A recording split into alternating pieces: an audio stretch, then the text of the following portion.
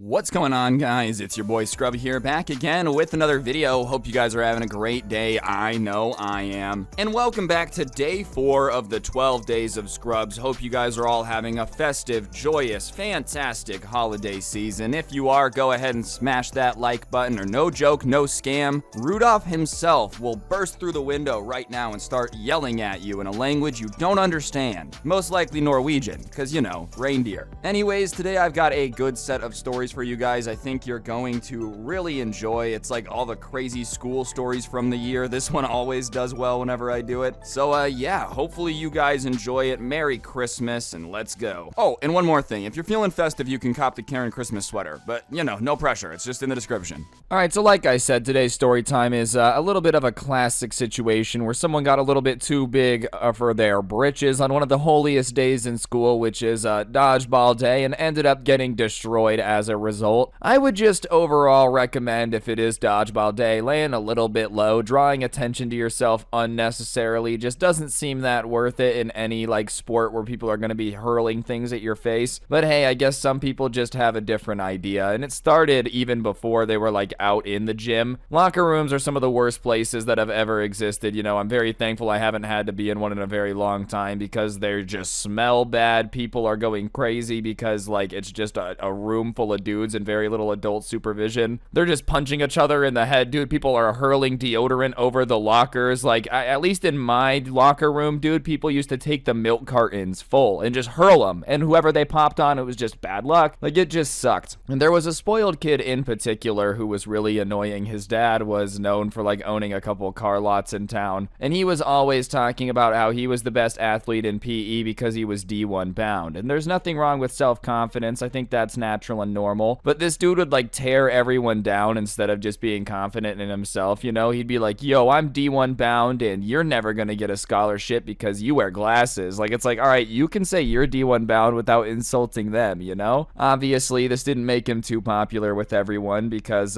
you know, people don't like to be told that like they are stupid when you are really smart. You can just say you're smart without calling someone stupid. And people wanted to take him down a peg or two because it was very apparent to everyone that his head was the size of a very, very large planet. So when they went into the gym and saw that it was dodgeball that they were going to be playing, he became target number 1. Basically, everybody was like, let's go. And it wasn't a coach that had kind of had the updated rule book given to him. It was an older guy who had gotten out the old like kickballs to use as dodgeballs, not the foam ones. And usually those are kind of banned for use in PE because they're known for being a little too heavy and large and like messing up people's faces and nose and whatnot. But the coach that they had in this PE was from a bygone time and like didn't really care about the fact that they weren't supposed to use them. He just thought that like whatever, dodgeball was better with the kickballs instead. He told everyone that they were going to be playing with these because the aerodynamics were better. That was the quote, you know. I'm sure theoretically a kickball moves through the air better than the little foam balls. But regardless, he said that if they were worried about getting hurt, then they should all just agree to throw softer. That way no one would get hurt. And obviously no one's going to be the person to step up and be like, hey guys, let's throw softer. And let's also agree that, you know, no one's going to be throwing softer. If there's a bunch of kickballs and you can throw it at someone's face, you're like going to if you're in a PE class. If you're not going to, people are going to be trying to do it to you. You know, it's just the reality of it. Regardless, everyone breaks into teams, and it just so happens that one of the people that's on the person who sent this to me team is the quarterback for the school. And even if you're not a football fan, quarterback's the person who throws the ball, so they tend to like be required to have a pretty solid arm on them. And he immediately is telling everyone that like, I'm gonna nail the spoiled kid in the face, just watch. And he's not saying it quietly. He says it so loudly that the spoiled kid he's talking about overhears him, and he starts talking trash back, being like,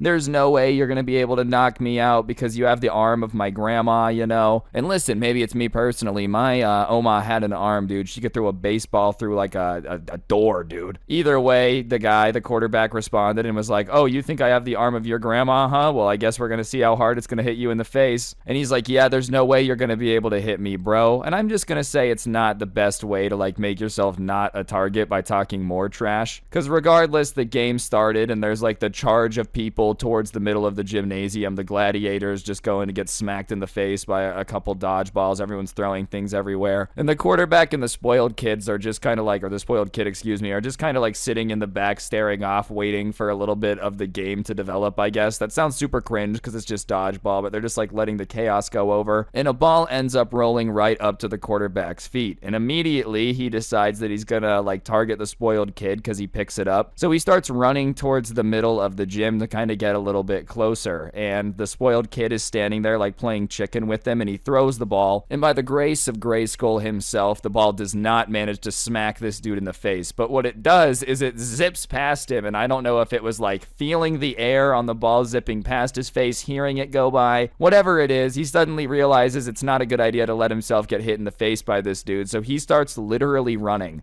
That's right, literally sprinting away as the quarterback is grabbing another ball. You know, this guy who's going to be an insane D1 athlete was apparently so afraid of dodgeball that he's running around. And it's just not a good look for him. And when I say running, there's like nowhere to really run. You're just in the gym, so he's like running and trying to hide behind people on his team, and then, you know, they're not very cool with it. And at that point, the quarterback starts taunting him a little bit, as you do. He has another ball, and he's like, oh, I'm going to get ya, I'm going to get ya. And every time somebody would move because they didn't want to be the person to get hit, he would like have to run, and so he would be like, oh, here it comes, and just kind of watch him freak out as he was running from cover to cover. And listen, it's just dodgeball. Like, if you're playing dodgeball, you're just gonna get hit with a dodgeball. There's nothing wrong with that. In my mind, you're making it even worse for yourself by like running and trying to use other people as cover, because if you just got hit with the ball, it would be over. And, you know, like I said, he had kind of gotten into arguments with basically everyone in that class, so everyone had wanted to see this dude get wrecked during dodgeball, so most of the other team kind of stopped playing and was just kind of watching this go down, and obviously that meant like his team could also just watch it go down too. And like I said, it didn't help that he was trying to use them as cover. Like, this guy's about to hurl a dodgeball at him, and he's like, hey, let me hide behind you. Yeah, probably not, dude. If you've been talking trash to me relentlessly, I'm not taking the hit for you. And the coach during all this is supposed to be able to rein this in when things get out of control, but like I said, he's an old man, so he's literally like reading his newspaper, not paying attention. There's no way he couldn't have heard what was going down. Like, obviously he had to have heard at least a little bit of what was going down, but I think he just wanted plausible deniability if someone got hurt. The principal's like, what happened? Hey man, I don't know, I was reading my newspaper. He was just acting like nothing's going on, so the spoiled kid is still just kind of running around the gym, and eventually he runs out of people to hide behind, and he's just kind of left standing there in the middle of the gym with nowhere to go. And the quarterback still hadn't crossed the halfway line. Like, he wasn't literally chasing him around the gym, you know, he was still playing by the rules of the game, and he's like, listen, I've got you now, like, I'm gonna throw it at you. And the spoiled kid still in this moment, even after proving he's at least a little bit afraid by sprinting away from this dude as fast as humanly possible, is like, oh, go ahead and throw it, I know you have a weak arm, you won't even be able to hurt me anyways. And the quarterback is listening to this, even though he has nowhere to hide, and he gives him a chance to take it back. He goes, look, I won't throw this ball at you if you just admit that you're lame for running and that I'm a better athlete than you. And the spoiled kid's like, no, I'm never gonna say that, da-da-da-da-da, and he keeps running his mouth, so he just let the ball fly as hard as he could, as you should. It's dodgeball at the end of the day. And you gave him a chance, you know, you were like, look, I won't hit you in the face if you just admit that you were wrong. If at that point he decides to keep running his mouth, you throw the dodgeball at him, and it smacks him in the cheek. And this guy had to have been to an acting school. He had to have been hamming it up at least a little bit, because when this ball hits his face, he like launches himself up into the air, dolphin dive style, backwards. And truthfully, even the person who sent this to me is like, I don't think he threw it that hard. I think a little bit of him was like trying to ham it up and make it look bad so people would feel bad for him. But he, you know, like flies backward as the dodgeball hits him in the face, and everybody, as soon as it hits its face, starts being like, oh, as you do naturally. And he hits the ground and just starts going like, and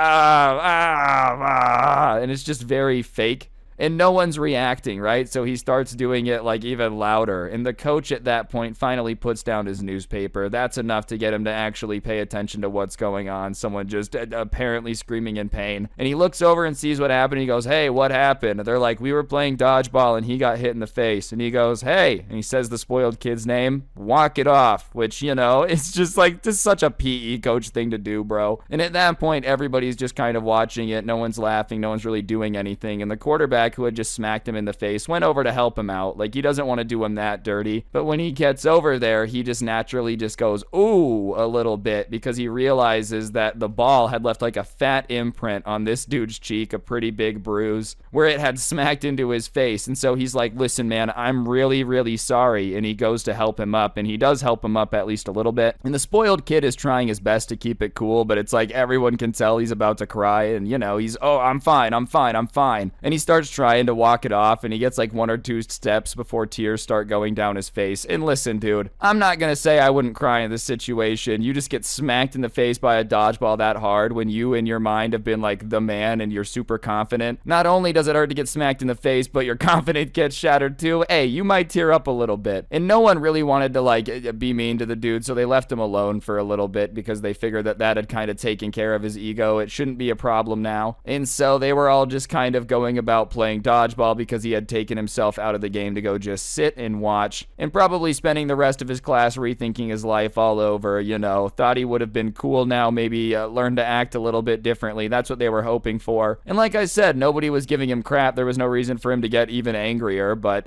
we'll see. Everyone goes back into the locker room and was like, well, that was crazy, dude. He got smacked in the face. And the spoiled kid still really hasn't said much, you know. He's just kind of keeping to himself. But finally, he gets up and everyone's kind of watching him, and he walks over to where the quarterback's locker is and he slams it closed. And the quarterback stands up and he's got a good like 1.5 feet on the spoiled kid. And the spoiled kid for some reason sees this and is like, after how hard you just hit me in the face, like, we're gonna fight. We gotta throw hands, man. I just can't let you do that to me. And the quarterback is trying to stay calm. Keep in mind, he helped him up. He apologized. He's like, look, I understand you're mad. I'm not gonna get kicked off the football team so that you can get beat up. He's like, I'm gonna beat you up. I don't want to do it. I said I'm sorry for throwing the ball. We're good. I really don't want to fight you. Like, listen, we can just be chill. We can put it behind us. I'm not getting kicked off the team for you. It's not worth it to me. Throwing the dodgeball wasn't worth it. So if you're gonna punch me, then I guess just go ahead and punch me. But, you know, like, I don't want to fight you. And the spoiled kid is almost confused by the reply, almost like he expected him to be like, all right, let's throw down. You know, everyone's just willing to put everything on the line no matter what. And he's like, well, look what you did to my face, man. And my response to that is, dude, if your like reasoning to fight this dude is that he really messed up your face with a dodgeball, why would you then want to fight him? Like, if him throwing a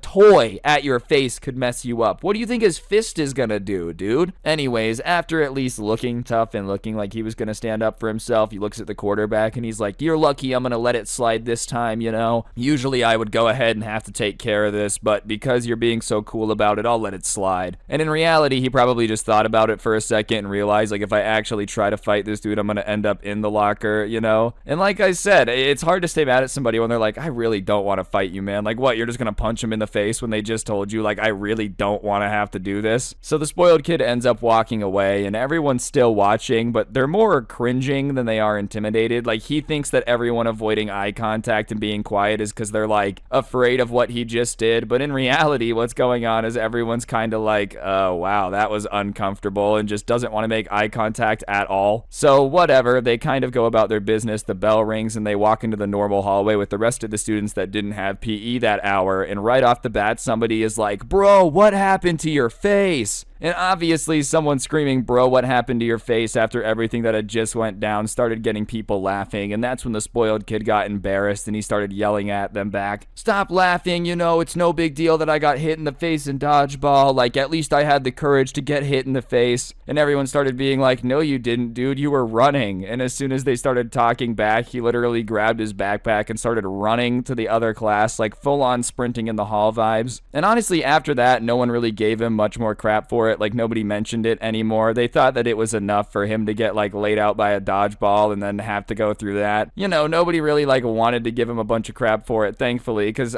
they definitely could have. Regardless, the one thing that surprised me is you think this would have at least changed the entitlement a little bit, like made him maybe think twice before mentioning who his dad is or that he has a lot of money, or maybe made him realize that like his athletic ability could always improve and there's no reason to be dunking on other people's athletic ability when you don't really have any, you know? But yeah, no, he still acts insanely entitled. Nothing's really changed in that regard, but the coach did get a talking to from the principal about how he can't let them play dodgeball like that anymore. So he at least told his parents, you know, because they definitely are the ones that went in and complained about that. Regardless, overall, I just recommend not talking trash if you can't back it up in sports. Hey, I'm not an Olympian, okay? I'm not beating anyone in any athletic competition. Don't get it twisted. I'm just saying it's normal to not be an Olympian level athlete. Like, that's all right, dude. Not a lot of Americans Americans are in shape. But you gotta be aware of the fact that you're not in shape and be a little bit more self-aware and go like, hey, this dude that's literally got a position for throwing things very hard and far is probably gonna be able to smack me in the face with a dodgeball a little bit harder than I could to him. Nothing wrong with that, man. You could have avoided getting smacked in the face. Today I have a story time from way back in the day when I was in elementary school. Alright, it has to do with this dude that I thought was a little bit out there, pretty cringe. It's more entertaining than anything. I'm sure dude grew up to be relatively normal, but I just thought the story was entertaining because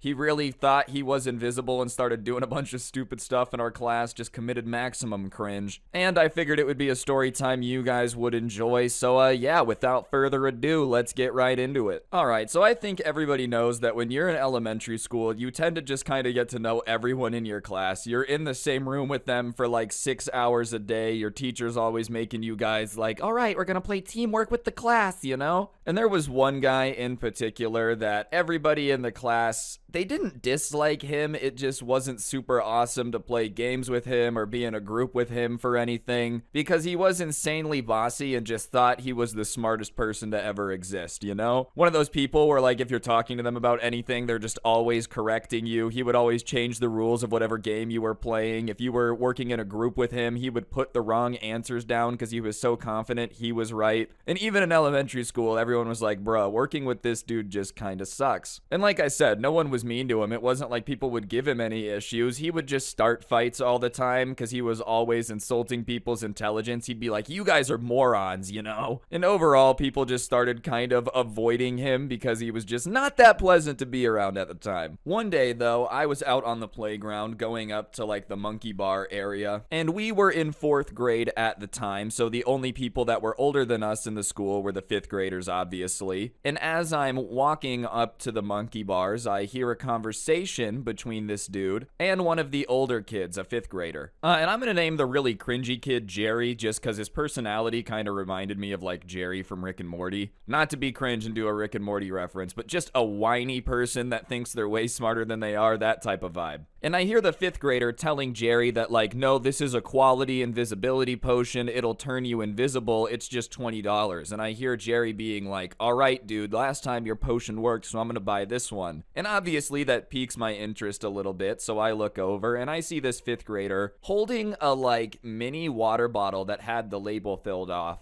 Or peeled off, sorry, not filled off. And it's filled with like a red Kool-Aid fruit punch looking thing. And he is telling Jerry that if he drinks it, he will turn invisible. And obviously, I don't have to point this out to a lot of individuals watching this, hopefully. Even 4th grade me could pick up on how stupid this was. It's not gonna turn you invisible. And $20 to a 4th grader is quite a chunk of change. You know, it's still a solid chunk of change. But at the time, $20 is basically $1 billion.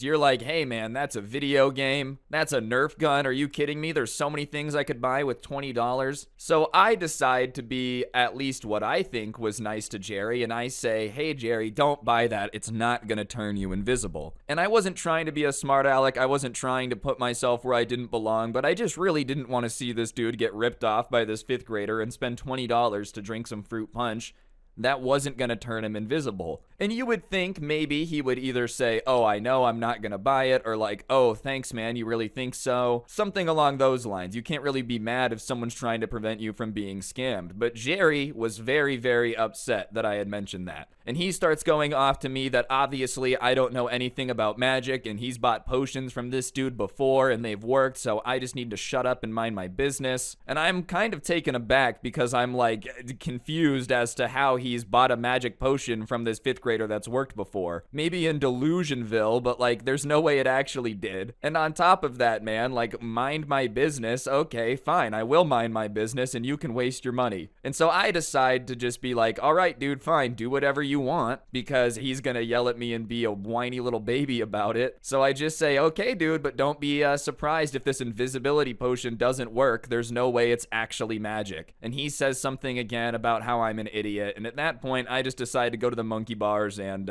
mind my business as requested by Mr. Jerry. And as I'm going on the monkey bars, I overhear them, and the 5th grader's like, what was that guy's problem? And, you know, Jerry responds, I don't know, but here's your money. And I didn't see the transaction, but sure enough, next time I saw Jerry, he has this little bottle of Kool-Aid fruit punch and is just sipping on it, clearly with a smile on his face, thinking that he's about to turn invisible, probably have the craziest prank day in United States history, going down in the history books next to William Howard Taft getting stuck in the bathtub. Regardless, recess ends and we all start going back into class, and even though he's drinking the potion, I can still see Jerry. I don't know if it's just because I'm so smart that I can see through invisibility potions, or maybe, smarter explanation, the invisibility potion didn't work. Either way, it becomes obvious that Jerry is pretty confident that he's invisible, because the way he's walking back into class, the way he's doing things, is the way you would move if you're trying to be sneaky. I don't know if that makes any sense, but he's kind of like crouched down at his knees, pressed up against the wall, looking like James Bond trying to sneak around a school for some reason. And everyone's just kind of looking at him because it's a little bit weird, and somebody asks like, Jerry, what are you doing? And you would think at that point it might click that he's not invisible. If you're invisible, people wouldn't be looking at you doing something weird and asking you why you're doing something weird. They wouldn't know you're there. But Jerry doesn't answer the question. He just goes silent and stops and just kind of like freezes.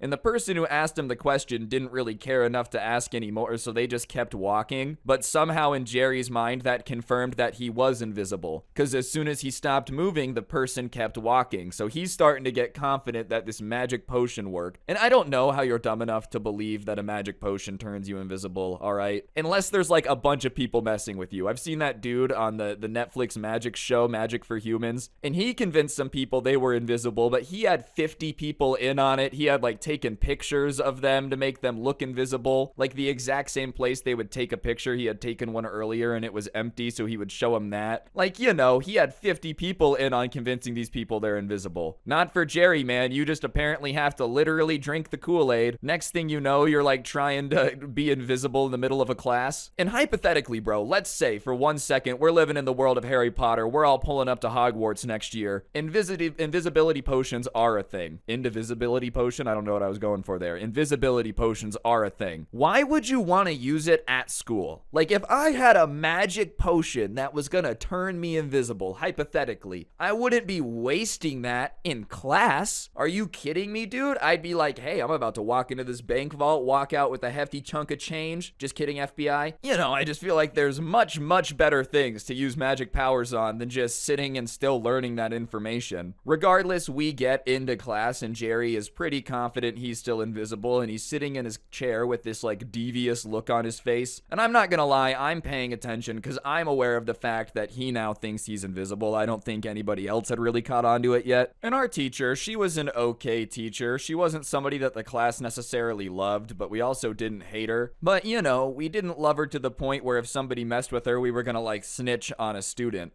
And at this point, Jerry had drank all the potions, so he had the little water bottle. And so our teacher had turned around to start writing something on the board, and Jerry threw it at her, and it hit her on the back. And when it hit her, a couple kids had started laughing, including Jerry, so I'm sure the teacher wasn't able to really figure out where it had come from. Because, like, if just one kid laughs, it's pretty easy. If a bunch of people laugh, anyone could have thrown it. But she turns around, obviously not too thrilled with it, and kind of starts to yell at us. Class, do you really think it's appropriate to be throwing things at the teacher? Do you think that's appropriate? I thought that this was a class with old kids that were big kids. Big kids don't throw things at the teacher. And obviously everyone's kind of like rolling their eyes because whatever, but everyone's still kind of laughing a little bit. But this makes Jerry think that he's still invisible, because now not only has he like gotten away with someone asking him a question, but he just threw a water bottle at the teacher. She can't figure out, you know, who threw it. So his confidence starts getting up a little bit. He starts thinking that he can basically get away with anything because no one can see him. And our teacher finishes her little rant. Now, I'm gonna go back to teaching, but I better not hear or see any further inappropriate behavior. Do you guys understand? She waits for us to go like, yes. Good. And she turns back and like keeps writing on the board, you know. And as I said, nobody really loved Jerry. Like, no one hated him either, but there was one dude in particular that he had some issues with. I guess you could consider them enemies. It was more one-sided. Jerry didn't really like this dude. The guy didn't really care that much about Jerry. But I guess in his infinite wisdom, Jerry decides that while he's invisible, he might as well attack his enemy with the element of surprise on his side. There is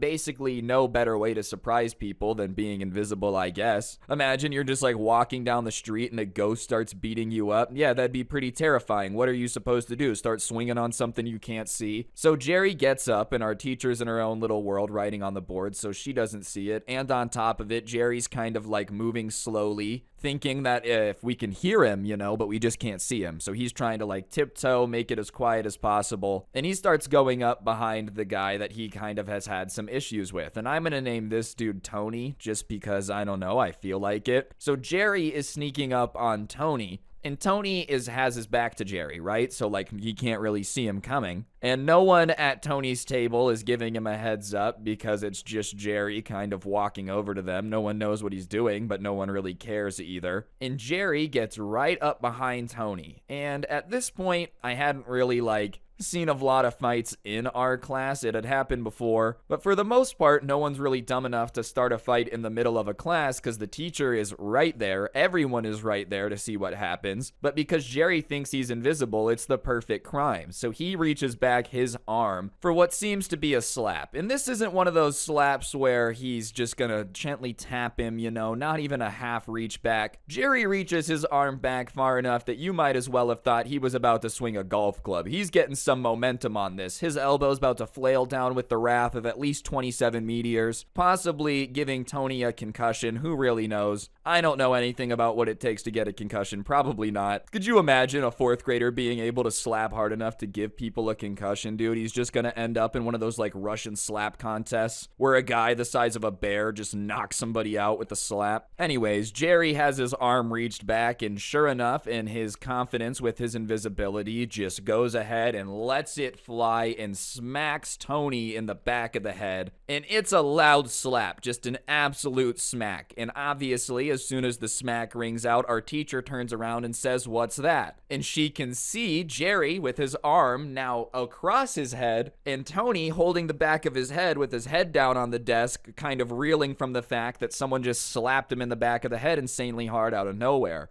And our teacher goes, "Jerry, did you just slap Tony?" And Jerry stays absolutely still and says nothing and just has this look on his face with a smirk like, haha, they can't see me. But he forgets the fact that Tony's probably not going to be okay with getting slapped, and this is when I think he realizes that he's not invisible, because Tony gets up, turns around, and shoves Jerry. And usually it's not like a hard enough shove to knock somebody down, but Jerry thinks he's invisible, so he's not prepared for it at all. He thought he was going to slap this dude. Absolutely nothing was going to happen as a result. He was just going to go back to his chair all invisible. And Jerry goes like flying with the shove because he's not ready for it. And he ends up falling into someone else's desk. And he yells out something like, "How did you see me?" And obviously everyone in class is confused what he's asking by that, because like, what do you mean, how can we see you? So Tony says, "I saw you when I turned around after you slapped me in the head." And the teacher yells out again, "Jerry, what are you doing?" And Jerry starts to just stammer like,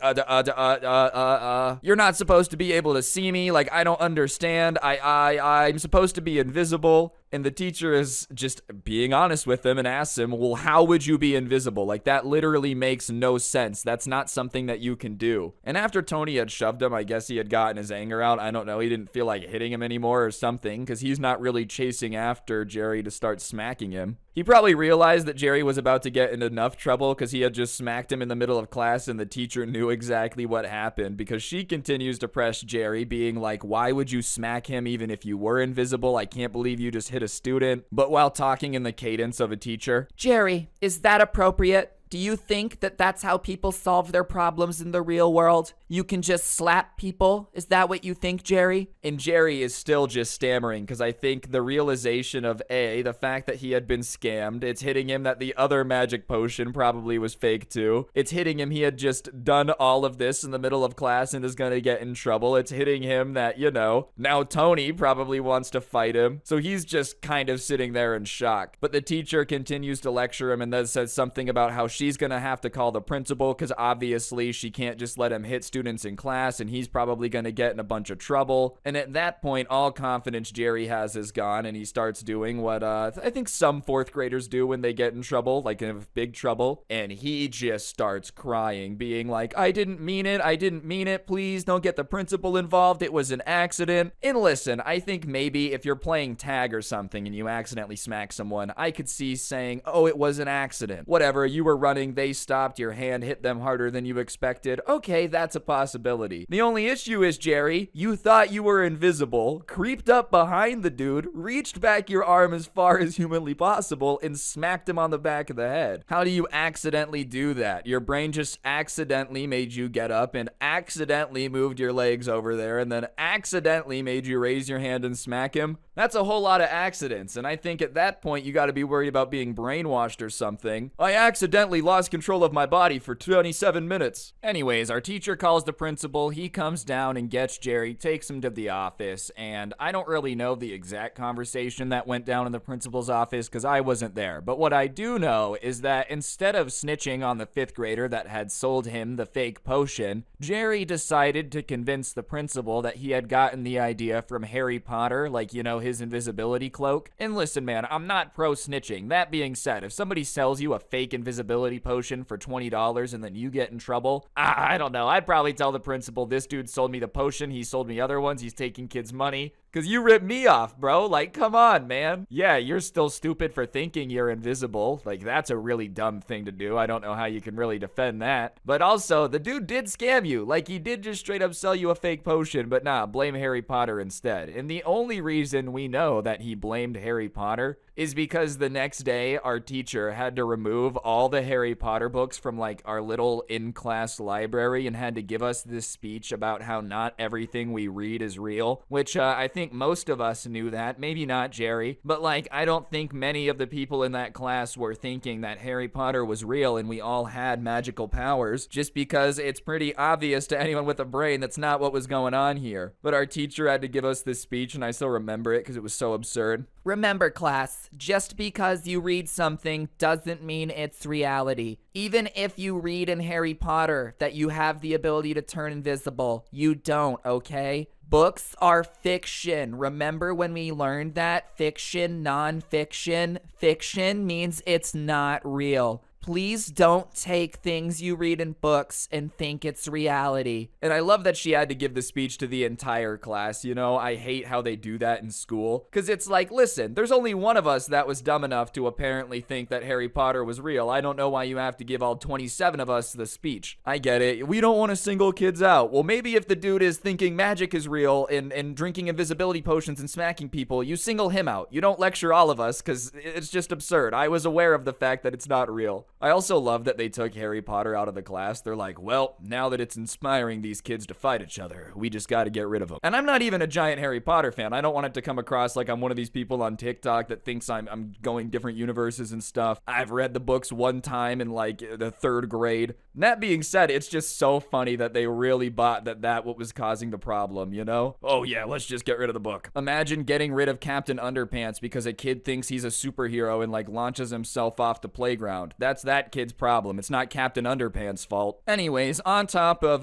getting it banned and getting us a nice little speech, he also did get suspended for a few days. And you would think after he came back from suspension, he would have really realized that this entire potion thing wasn't real. He had spent a bunch of his money getting scammed. But ladies and gentlemen, I kid you not, there was another day about a week after this incident. So he's back from suspension, and I'm on the playground going back up to the monkey bars because I enjoyed it. And I kid you not, I'm listening to this conversation and I look, and it's the same 5th grader selling Jerry another magic potion. This one was supposed to make him taller. And I kid you not, I see Jerry take the $10 bill out of his pocket and hand it to the dude that's selling the potions. And at that moment, I realized that there's no saving Jerry. I don't know what you could have possibly done. If you get scammed one time, I guess kind of shame on you for not realizing it, but whatever, maybe you're just naive. You didn't realize the person's scamming you. I don't know. But you buy a fake potion from a snake oil salesman and it doesn't work and you end up getting suspended and getting in a bunch of trouble for it. Call me crazy,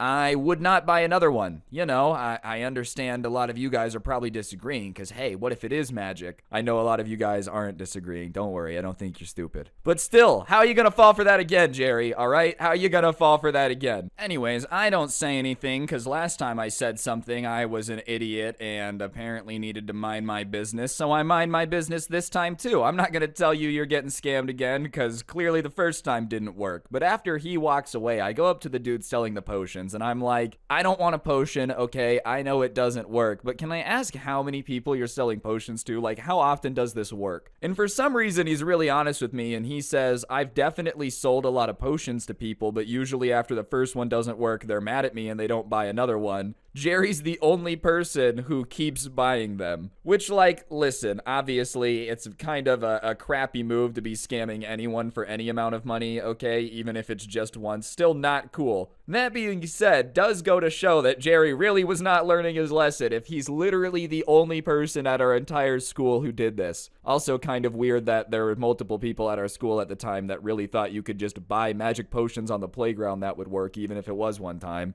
But I digress. Like, it was just mind-blowing to realize that this dude was making a crap ton off Jerry. I don't advocate for it. Guy was still a douche for scamming him. I'm not gonna defend it, but it is funny that Jerry just kept buying magic potions that didn't work even after he knew they didn't work. But what's really funny is Jerry ended up, like, really growing out of his shell. A bunch of people ended up liking him. And in fact, I think, I don't know this for certain because I wasn't best friends with the dude, but he was really good at baseball in high school, and I'm pretty sure he ended up getting like a scholarship to play in college. So, you know, it ended up working out for him, I guess. I'm not sure if he's too thrilled about the fact that he thought he was invisible in elementary school and tried to fight someone. But hey, I guess maybe he took a steroid potion to make him great at baseball and that one ended up working out for him. What would be really interesting if somehow he ends up going to like the major league and making a bunch of money, because, you know, $10 a potion was a lot of money in 4th grade, but imagine they get back in touch and he ends up selling this dude like $60 million potions if he gets a fat contract. That's where the real money comes in, baby, the Bernie Madoff of magic. Overall, I would recommend just keeping in the back of your mind that magic potions don't work, and if they did work, they definitely wouldn't be being sold for $20. And also, if you are gonna have an invisibility potion, just don't smack someone, because I mean, hey, I guess I can't tell you what to do, but that person's gonna be like freaked out forever if they end up having to fight a ghost. Oh, and if someone does scam you for a magic potion, don't buy another one. I guess that's another moral of the story. Basically, in one of the classes I had in high school, there was this kid that like always wore camouflage, a whole military setup, and thought he was the toughest person on the planet. Only issue was he was a bit of a neckbeard and didn't really know what was up, and his thoughts on what to do when he gets in a fight included pooping himself, so little out there for sure. Regardless, I knew you guys would enjoy the story time about it, so that's what we're going to be doing today. So without further ado, let's get into it. Alright, so I had this class in high school that was, I don't really know if you could even consider it a class because we learned literally nothing, but basically, we would be in the office and our job for an hour was to just do whatever the people in the office needed us to do. Take stuff to classrooms, get stuff from teachers, you know, print things, copy things, that type of vibe. Basically like an assistant. But it was for the entire front end of the office, so in any hour there were like 6 assistants. So it was me and 5 other people. And it was a pretty varied group. I wouldn't say there was any cliques or anything. Everybody got along decently okay. But there was one guy that every now and then would go out of his way to be pretty annoying. And I'm gonna name him Eric with a C for the purpose of this video because I think the best real life comparison would be Cartman, but not like Cartman from South Park. Imagine Cartman from South Park, but like tactical military wannabe dude. Like wearing the Punisher skulls the whole 9 yards. Listen, I'm not usually one to judge what people wear, I don't care. But this guy would show up in like a full camouflage pattern every single day. And every single day he would talk about how if anything went down right now, he would be okay to hide because he's wearing camouflage. And it would just be really annoying because he'd be wearing like camouflage for the woods, right? First of all, I live in Las Vegas, so if you are wearing camouflage for the woods, you're not blending in. If anything, they're gonna be like, hey, what's that green person looking thing running around the desert? You're gonna stand out. And on top of it, we were in a school, bro. Like what? The white paint paint that we had in the office, you're gonna be pressed up against it in your green camouflage and just be invisible. And he would always talk about how he was a tactical mastermind because, you know, he did a lot of strategy research, so he was an expert on it. And I don't care, people can be into what they're into, but one thing that's really annoying is like when that's all that they talk about all the time. Like you would be like, oh yeah, I had a soccer game, and he would be like, oh, soccer has grass. Did I ever tell you that I have camouflage that blends in grass? Yeah, I'm a little bit of a tactical genius. I could probably take over a grass field if I had a platoon. And you're like, all right, bro, cool. Anyways, there was another dude who was one of the 6 people, and he was a very tough dude. He boxed, obviously not for the school. We didn't have a boxing team. That's a lawsuit waiting to happen. No, you don't understand, Mom. I got CTE in class. But he was a boxer, and he was pretty good, so he obviously knew how to fight. And him and Eric didn't really get along. Like, they were the people that would argue the most, but Eric kind of just left him alone. And this guy didn't talk a lot about boxing. He had mentioned it a couple times, but it wasn't like it was something he brought up all the time. But one day I came to class and there had been like a big boxing fight that weekend, so I asked him about it because I was like, oh, he'd probably know more than I do. And he started talking to me about it, and that led to a different conversation about his boxing and practice and all that. And Eric was sitting there listening, and out of nowhere, he just decides to jump into the conversation. And he's like, I know you're a boxer, but I'm actually a combat expert, and I think a lot of what you're saying isn't correct. And Eric is definitely not a combat expert. I just feel like combat experts wouldn't look like Eric looks. He looked like Cartman, you know? But he proceeds to tell this guy, who is a boxer, that he has no clue what he's talking about when it comes to getting in a fight or the boxing match that we're talking about. Boxing, is it boxing match? I don't know what you would call it. It was a fight. You guys get what I'm saying. And obviously, this pisses off the boxer kid a little bit. And he's like, hey man, no offense, but I think you should shut up because you don't know anything about fighting. And Eric starts to be like, that's not true. I can tell you all the tactical responses that you should do in a fight, like da-da-da-da-da. And I'm just kind of sitting there watching this, not involved in the argument. And the boxer says, okay, well, tell me what you would do. Like, if I hit you right now, what would you do? And he's like, well, first of all, I would block the punch. Which, listen, anyone can say that, dude. Like, I feel like anyone, oh, if you tried to hit me right now, I'd 100% block it. Like, anyone can say that they would be able to block a punch, but it's not actually Mortal Kombat in real life. Like, if you've never been in a fight, if someone swings on you full speed, it's not easy to just, like, Teenage Mutant Ninja Turtles deflect that, especially if you're someone who's never been in a fight and the person hitting you is someone that's trained to hit people. Obviously, this kid wasn't a professional boxer, but I'm gonna venture out and say he would swing a little bit faster than the average bear, considering he's trained to swing a little bit faster than the average bear. But he's like, first of all, I would dodge it, and then once I had your fist in my hand, I would twist your arm around and pull you to the ground. And from there, I would maneuver my knee onto your back and pin you down. And he's explaining this like it's super easy to do, right? Like, I could take you, it's not even an issue. And the boxer kid is literally a little bit slack-jawed, like he can't believe that this kid is saying all this stuff, which it's hilarious. And then he goes, oh, okay, so that's what you would do in that situation. And Eric's like, yeah, that's what I would do. And he says, all right, let me give you a different one. Let's say somehow you don't block my punch and get me onto the ground, and I end up above you, like pinning you onto the ground. What would you do? And he goes, I know this is going to be a controversial opinion, but I think it would work in a fight. I would poop my pants. And I laugh because I think he's kidding, right? At this point, I'm like, oh, he's just trolling. This entire thing is a joke. That would make sense. Because there's no way you can do a tactical pooping of your pants. Like, I don't care, man. I don't think the Navy SEALs are out there like, Captain, I did a tactical dookie.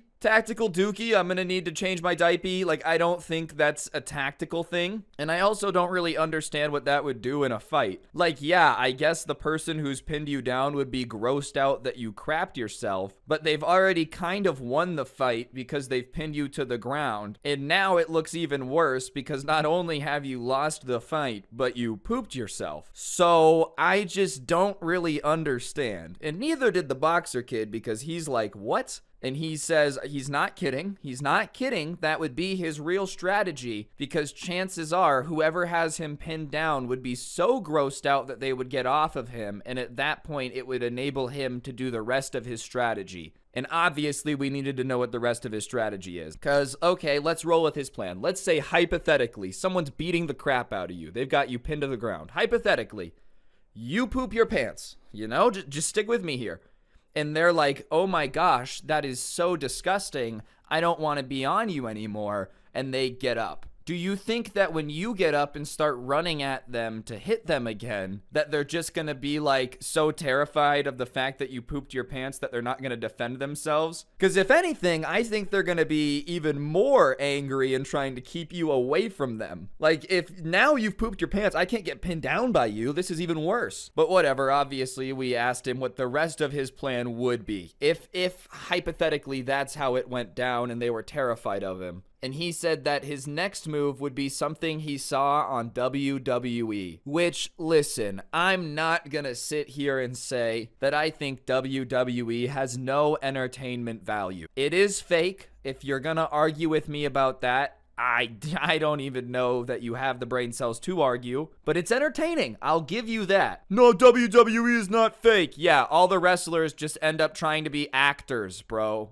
No, nothing about the WWE lends itself to pretending to be something you're not. You really think they're smacking each other with chairs, dude? And I'm not saying they're not jacked. The Rock could throw me through a wall. But the WWE isn't real combat. Like, you can't take their moves, you know? But it is entertaining. I will say that. You can't tell me watching The Rock smack John Cena with a chair is not something you would kind of want to see. Sure, it's fake, but it can be entertaining. Anyways, he said he would use a move that he saw in the WWE that allows him to pick up the person and slam them over his knee. And I'm not sure what the move is called. There was a name for it. I'm not like a giant WWE guy. I don't watch it on a regular basis, but you guys get what I'm saying. It was like one of the moves where he would basically lift you up and Mortal Kombat finish you over his knee. And I don't necessarily know if he was just trying to fatality everyone that he got into a fight with, but I also had to question if he could actually lift up anyone. I'm not gonna shame him because, like, hey, I'm like a stick bug, bro. I'm not in great shape. But Eric was not necessarily in the shape where you would think he'd be able to lift up somebody and like pull them above his head and then slam them down.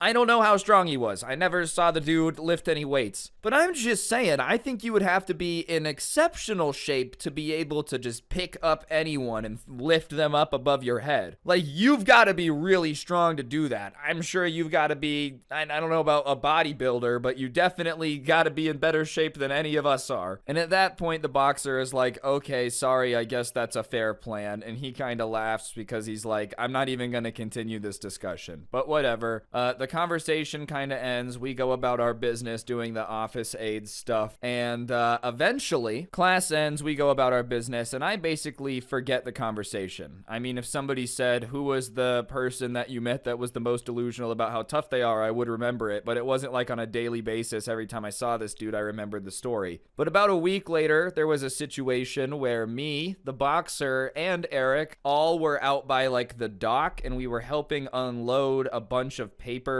It might have been like labels. I don't know. It was some office supplies, but the boxes were heavy. And we're obviously taking the boxes off the truck onto like the dock thing where they drop off the deliveries. And Eric is being useless. Like, he just can't really lift up any of the boxes. And no one's saying anything because we don't really care. Like, he is moving them one at a time, but he's having to, like, take 2 steps, put it down. Take 2 steps, put it down. And listen, they're heavy. I'm, like, picking up one, walking it, putting it down. But they're not insanely heavy. I wasn't having to stop in the 10 feet in between picking it up and taking it off the truck. But the boxer kid is in better shape than us, so he's lifting up, like, 2 of them at a time, walking them out, no problem. But by the time we're getting to the end of the truck, obviously, he's gotten a little bit more tired than he was at the start, so he's only carrying 1 at a time. And Eric has probably only unloaded like 10 boxes at this point, And the boxer kid has probably done like 40, 50 of them. And for some reason, Eric decides to make a comment and says, "Oh, slowing down? Not so tough, are you?" Because he's only carrying one now. And the boxer kid is like, "Excuse me?" And he says, "Oh yeah, you were trying to show off and show how tough you are earlier by carrying two at a time, but you couldn't do it the whole time because you're weak. You're not as tough as you thought you were, huh?" And the boxer is like, "Dude, what are you talking about? I was just trying to get the job done faster. And who are you to call anyone weak because you have to take like 9 breaks while carrying it off the truck? Like, who are you to talk crap about anyone?"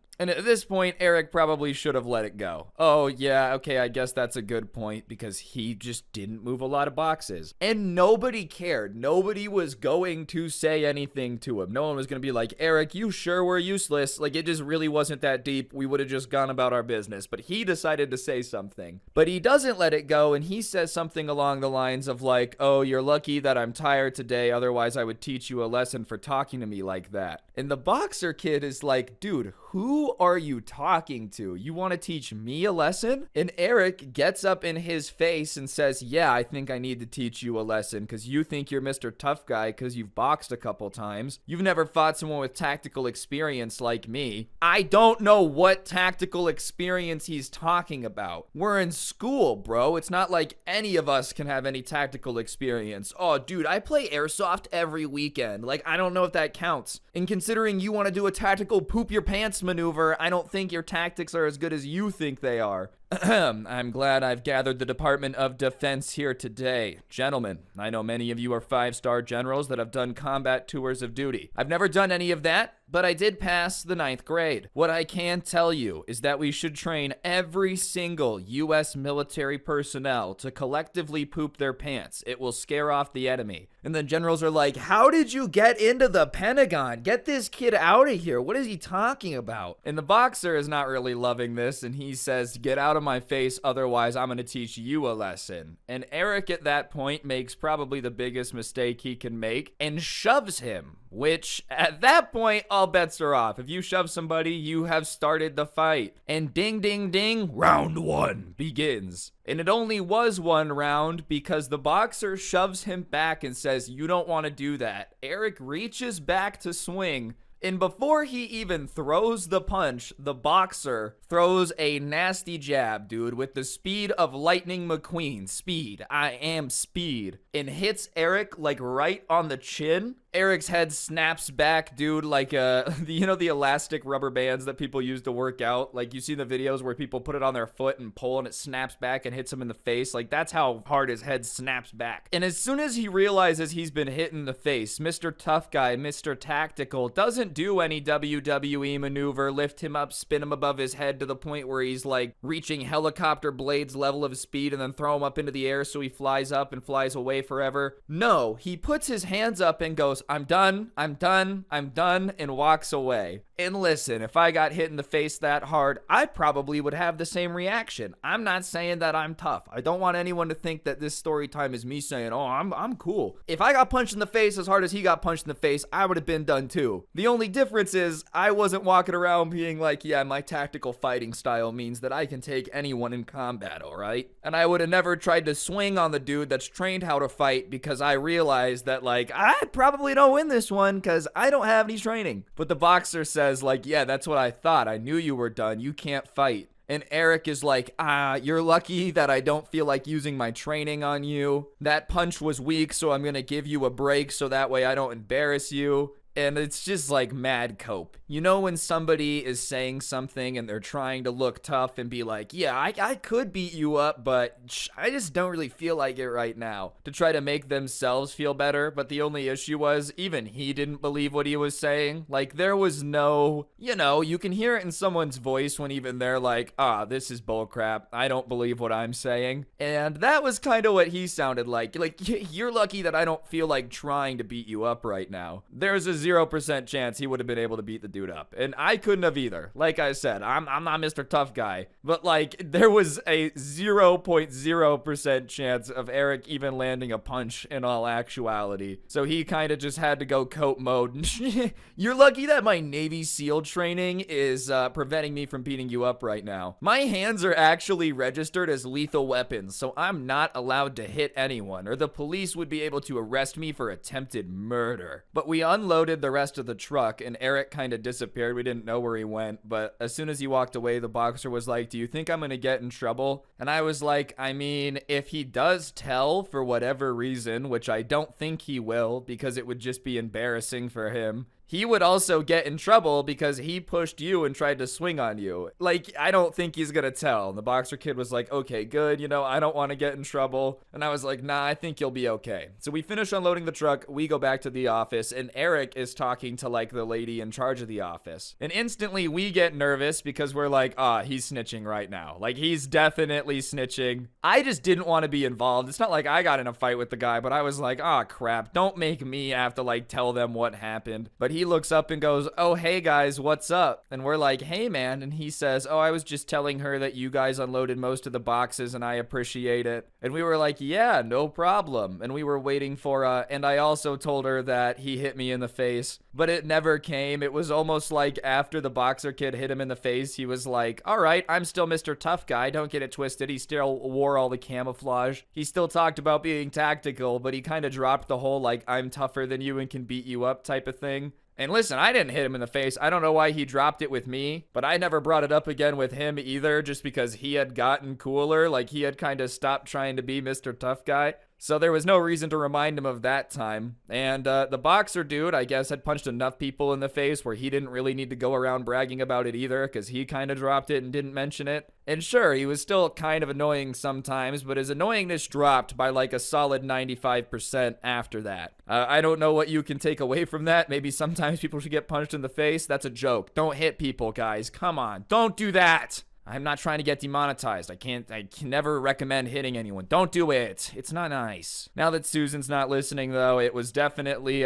pretty funny to see. Just because, like, he had been talking crap for so long, and he had so many chances to walk away, and he just wouldn't do it. I also would not recommend the tactical pooping yourself tactic. I'm just very grateful he didn't do that. We probably would have had to tell the teachers at that point. Like, if he did, for whatever reason, decide to go through with that, after he got punched in the face, we just hear like, guys, I did the thing. Like, I still don't know where he was coming from with that. I really don't. On no planet do I think that that is a real tactical thing you should ever do for any reason. I can't really get on board with that. Either way though, guys. So the person who sent this in to me is a grown up now, but at the time was in 4th grade. And obviously when you're in 4th grade, you're doing a whole lot of learning. It's not like you have the whole life thing down. At least if you have your entire life together in 4th grade, you're way ahead of everybody else, you know, kudos to you, I guess. But most of us are pretty stupid. And to counteract the fact that, you know, they were in 4th grade and didn't know too much, their teachers decided to organize this reading drive festival thing that was going to last the last 3 months of the school year. And they gathered everybody in the gymnasium for this big announcement, and everybody's in there and they're like, I wonder if they're gonna put soda in the water fountain, you know?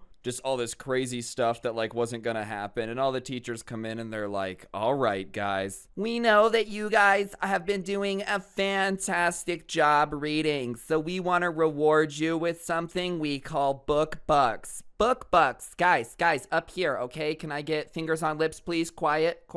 Okay, book bucks, guys, all right? Every book you read, you're gonna get a book buck, and if you get 10 book bucks, then you can redeem it for a real dollar. And all the 4th graders are like, oh my God, a real dollar! And they explain that these book bucks, blah, blah, blah, blah, blah, given out per 100 pages read, or a book, whichever one it was, da-da-da-da-da, your parents had to sign off on it, the whole shebang. And they show them the book buck, and it's basically just like a piece of construction paper that has like a book buck logo printed on it, whatever you make up in your head, close enough, yeah. So they have that little design on it, and that's basically the only thing that distinguishes it between being real and fake. And listen, I highly doubt that the teachers were like, oh, these fourth graders are going to start counterfeiting this. But as soon as this person heard about what was going on with being able to read books for money, they decided that they were going to use it to get rich. You know, they never said that there was a limit to it, so in his head, he was just going to read a bajillion books and become a billionaire. Well, the subscriber gets home and starts reading a bunch of books, and wouldn't you know it, reading 100 pages takes a bit longer than you want, and he starts doing the math based on how long it took him to do 100 pages of reading. And it's not very right, because he comes up with like a stat that it's going to take him 2 years to read 4 books, which hopefully not. But he really, really wants to use these book bucks to make money. And they had given everyone 1 book buck, right? To just be like, this is for you guys. Do what you want with it. And at the time, his brother, who was a little bit older and in college at the time and happened to be going to school for like graphic design and had printers and different types of papers in his room, he goes to him and says, hey, can you make this for me? And his brother's obviously a little bit skeptical, but he looks at it and says, well, what is a book buck? Why do you need it? And he explains that they get it for every 100 pages that they read, and he can redeem them every 10 for $1. And his brother is like, okay, cool. I doubt they're going to think that this one's real. Like, I bet you they have some type of system for checking if it's real, but I'll make you 10. You can get $1. Which, listen, I know some people are going to say, oh, the brother shouldn't have been involved. I don't know. You get a chance to use your printer to make some cool counterfeit fake money. The worst that happens is he gets $1 for free, and ain't no big deal. So whatever, he gives him the 10 fake book bucks. And that Friday, there was a day where they could transfer in their book bucks. You couldn't do it every day, but on Friday, they had this student store. You could transfer them in there. And you had to say your name when you put in your book bucks. But at the time, they didn't think that there was any, like, tracking system, whatever. And he turns in the 100 pages he read, so he gets another book buck from the teacher. And she has a chart where she's keeping track of how many pages they've read. But sure enough, Friday comes and he goes and he turns in his 11 book bucks, or 12, sorry, and he gets $1.20. And he's feeling pretty good about himself, you know. He's like, woo-wee, I got $1.20. They didn't know that I used fake book bucks. But he's a little bit too excited to the point where he breaks the number 1 rule of doing anything against the rules. Keep your mouth shut. If you get away with using fake book bucks or whatever, you don't go blabbing about it. But he is so excited that he goes and tells all of his friends, and his friends instantly start pressuring him to get them some fake book bucks, and they're saying that they can do this and make a ton of money. Why stop with $1?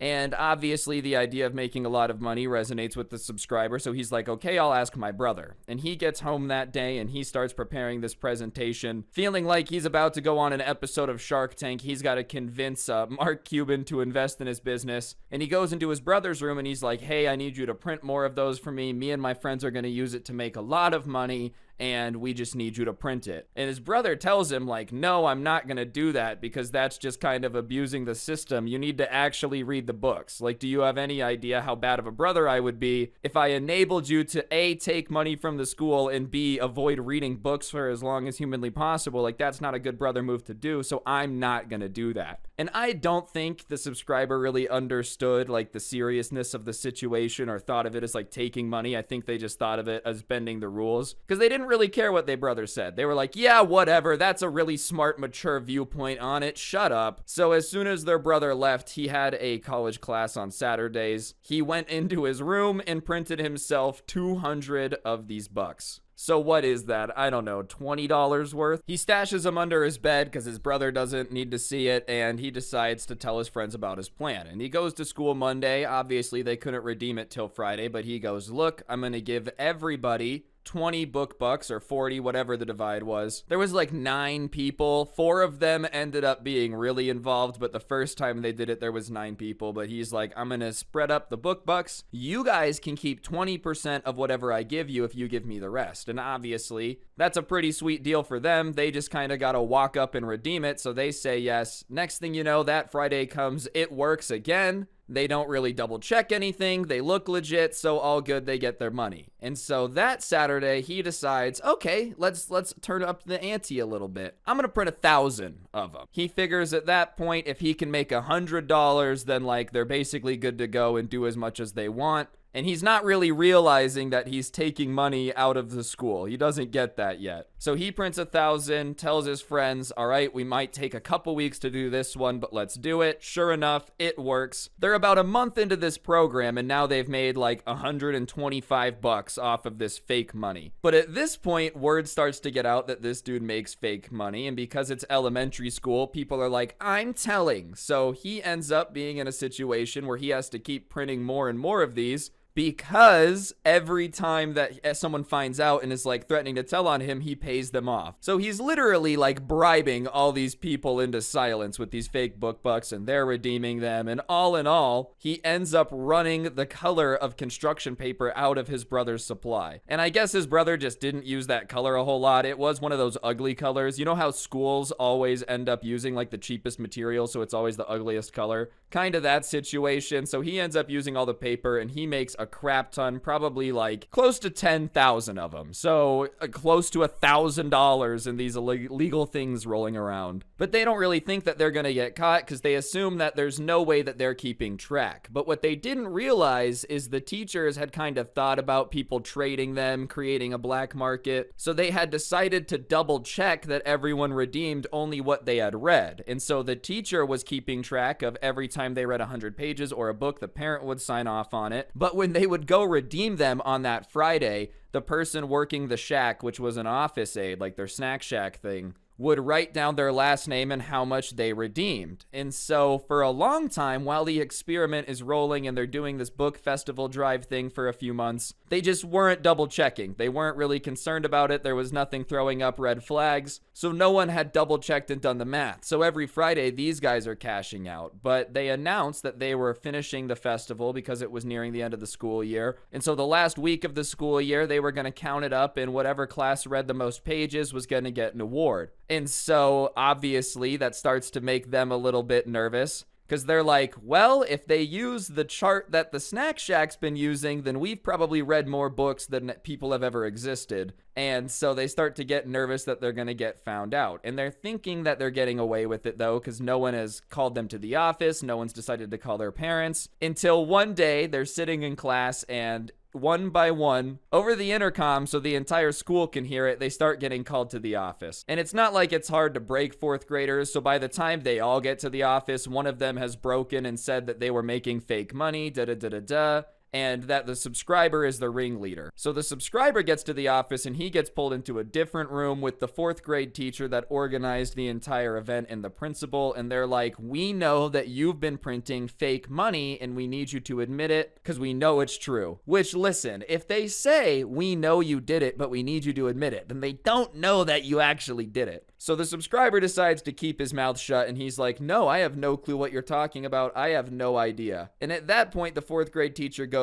would you like to know why we think you're printing money? And we know that you've at least been redeeming the printed money. And he's like, sure, because I didn't. He's trying to stick to his story, but they did have a little bit of proof. And they're like, well, this is what's funny. You read 800 pages, according to what your parents signed off on, but you redeemed 4,000 pages worth of these points. So listen, either there's something going on and you know who's printing the money because you got most of it, or it's you printing it. And at that point, he kind of realizes he's cheesed. He didn't realize that they had been keeping two different sets of books to make sure that this didn't happen. And he's kind of flattered that they set up this entire system to stop him. I mean, it did stop him, so there's no reason to be flattered. But he decides to come clean, and he's like, look, okay, the first day I had read all these pages, and it was going to take me forever, My brother has a printer, so I decided to just see if I could print it. And I did it, and the first week it worked, so it just kept growing more and more out of control. And they're like, okay, well, how many did you print? And for some reason, he decides to ask them this question, which I was not this smart in fourth grade. I never would have asked this question. I would have probably just told them how many I printed. He goes, well, how many do you know that I printed? And they said 6,000. And he said, well, I printed 6,200, which he didn't. He had printed close to like 10,000 of them. But he realized that he would only get in trouble for what they knew he had faked, and at a certain point, they probably hadn't caught them all. Because he had been paying bribes, and not all these bribes are the same amount. 10 book bucks there, 100 book bucks here. Those probably didn't really get caught, because a 10-page discrepancy between what a kid read and what the book recorded, that could be just a clerical error. Once you start getting to a few hundred pages difference, that's when it's really obvious. So a lot of that kind of just got brushed under the rug because it was in amounts that they really weren't paying attention to. But they end up having the local sheriff come in, because he lived in a kind of small town, and give him this really, really long talk about how counterfeiting money is illegal and he shouldn't do it, because they were waiting on his parents to come in because they had called him. And even though the guy had just done all this, he was an idiot, he had gotten caught, I can't recommend doing it. He obviously knew that you can't do this with real money. And he even told the cop, he's like, I would never try to print real money, I just didn't think it was a big deal. And so the cop's giving him this speech about how, you can't counterfeit money, it's illegal, da-da-da-da-da. And he's like, I don't understand why I did was wrong, because I just made construction paper money. And then the cop tells him, well, you do realize that the money that the school was giving out for that came from their budget. So you kind of did take a lot of money from the school. And at that point, he starts to feel horrible. The guilt consumes him. He starts crying. I didn't mean to. I didn't want to make anyone upset. And the cop is confused because 10 seconds ago he's okay. Now he's crying. And he goes to get the principal, and the principal comes back, and they're consoling him, and he's apologizing to the principal. And while all this is going on, his parents show up, and they walk in, and his mom's upset that he's upset, and it's just chaos. Too much going on, but it finally calms down, and the principal is like, okay, do you understand why this is a big deal? Because money came out of the budget. And he says, yes, I'm sorry, I didn't think about it. Which, listen, when you're in 4th grade, you don't really understand the connection between school budgetary restrictions and the book buck that is on brown construction paper. You're probably not correlating those things in your head. To anyone that knows how it works, it's obvious, but he didn't really get it. So the principal sees that he feels bad, and he's like, I'm sorry. And his parents obviously are embarrassed too, because their son was running a mini counterfeiting operation at the age of 9, a real Pablo Escobar type. And they said they would pay for all of the fake money, which I think totals $625 based on what he admitted, if my math's not wrong. Which, hey man, my parents would have made me mow a crap ton of lawns to pay that back, or wash dishes or something. Your parents are really, really chill for just paying that. My parents would have been like, $625? You're gonna be mowing lawns until you graduate. No, until you die. You're gonna come back every day, I don't care if you live in another state, and do the dishes until I'm 87 years old, because I paid this for you. I'm charging interest. His parents didn't do that, though. I don't know if that's the best lesson, to be honest. I'm not trying to critique your parents, bro, if you're listening to this. I'm not saying they made a bad choice. I'm just saying you might probably want to punish your kid a little bit if he runs a counterfeiting operation. And he did get suspended from school. They didn't really have a choice. They didn't have a regulation in the rule book for it. As much as it would shock you to believe, I know schools have very intense rule books. There is nothing about what to do if a kid runs a counterfeiting operation with money that doesn't exist. That's not in subsection paragraph 4. They don't cover that in year 2 of teaching. Is teaching the degree, or is it just any bachelor degree can be a teacher? Whatever, who cares? Anyways, he did end up getting suspended, but his parents realized that he had gotten a lecture on counterfeiting from the sheriff. He did feel bad, so they didn't punish him too much at home, which I don't know if the kid needs to have the worlds collide and the biggest punishment of all time, but I don't know if it's also a good idea to not take his Xbox away for a few days. Sure, he did get a lesson from the sheriff, but considering the sheriff didn't know what to do when he started crying, how much of that did he actually retain? He did never start up another counterfeiting business, so I guess the sheriff's speech worked. Even though it made him cry, it did work, so he has a 100% success rate. His parents were actually more mad at the fact that he had stolen from his brother, and he ended up having to work off the paper that he had taken. That was the only thing they made him pay for. And his brother was pissed too. He's like, when were you doing this? On Saturdays when you were at class. How did you know how to work the printer? I watched you do it the first time we did it. And so after that, he changed his password. He could no longer get into the printer, but hey, that was gonna happen, man. You can't be surprised. That's the equivalent of stealing someone's car, using it as a getaway car in the robbery, and then being like, why do you never let me borrow the keys, Dan? Because last time I let you borrow my car, there was a felony warrant out for my arrest 6 hours later. I'm not trying to go through that again. You ever been arrested in an In-N-Out drive-thru? I don't think so. It's embarrassing. They threw my animal fries onto the ground. It's also a huge benefit that this happened at the end of the school year. It's not like he had to see and deal with any of the teachers other than like seeing them. You know, he wasn't in the class anymore. Could you imagine the teacher that organized it is his teacher? She's all mad at him. He's all mad at him. I don't know. And they're like, oh my goodness, I'm going to get revenge on you. They make him fail the 4th grade forever. He's just permanently stuck in 4th grade like a South Park character. 30 years later, he's like Adam Sandler in that one movie.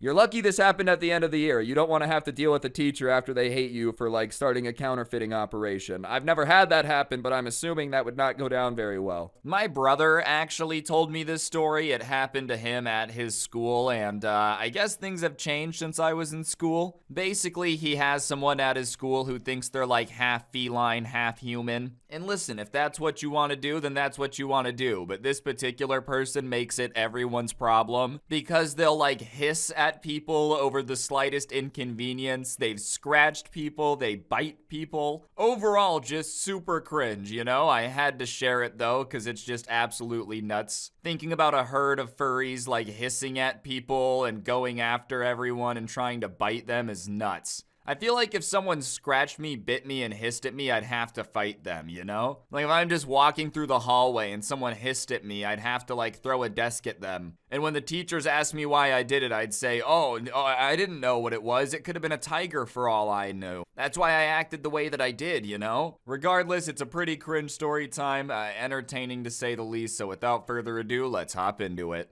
Alright, so this actually all started right at the beginning of the school year, went off with a bang. Day one, there's always that like awkward time where everyone's just gotta introduce themselves. You're playing those icebreaker games. Like the first week of school's just always pretty crappy. But since it was the first day, my brother walked into this class and they started doing this thing where they had to like go around and say one thing about themselves, introduce themselves, that type of vibe. And most people were being pretty normal about it, like saying their hobbies, 1 or 2 facts about themselves, and sitting down. But about halfway through, this one kid stands up, clears his throat, and is like, I am a descendant of a feline god. Which everyone is kind of caught off guard by, especially because he doesn't say it in a way where he's joking. Like, I think most of the class probably thought it was a joke, but with just really bad delivery, you know, when someone's trying to be funny, but they just don't have the whole funny thing down. And so the class is pretty quiet, waiting for him to say, like, I'm kidding, I'm kidding. But that never comes. He continues to go off about how, like, because he's a descendant of a feline god, he's been blessed with some powers from every big cat.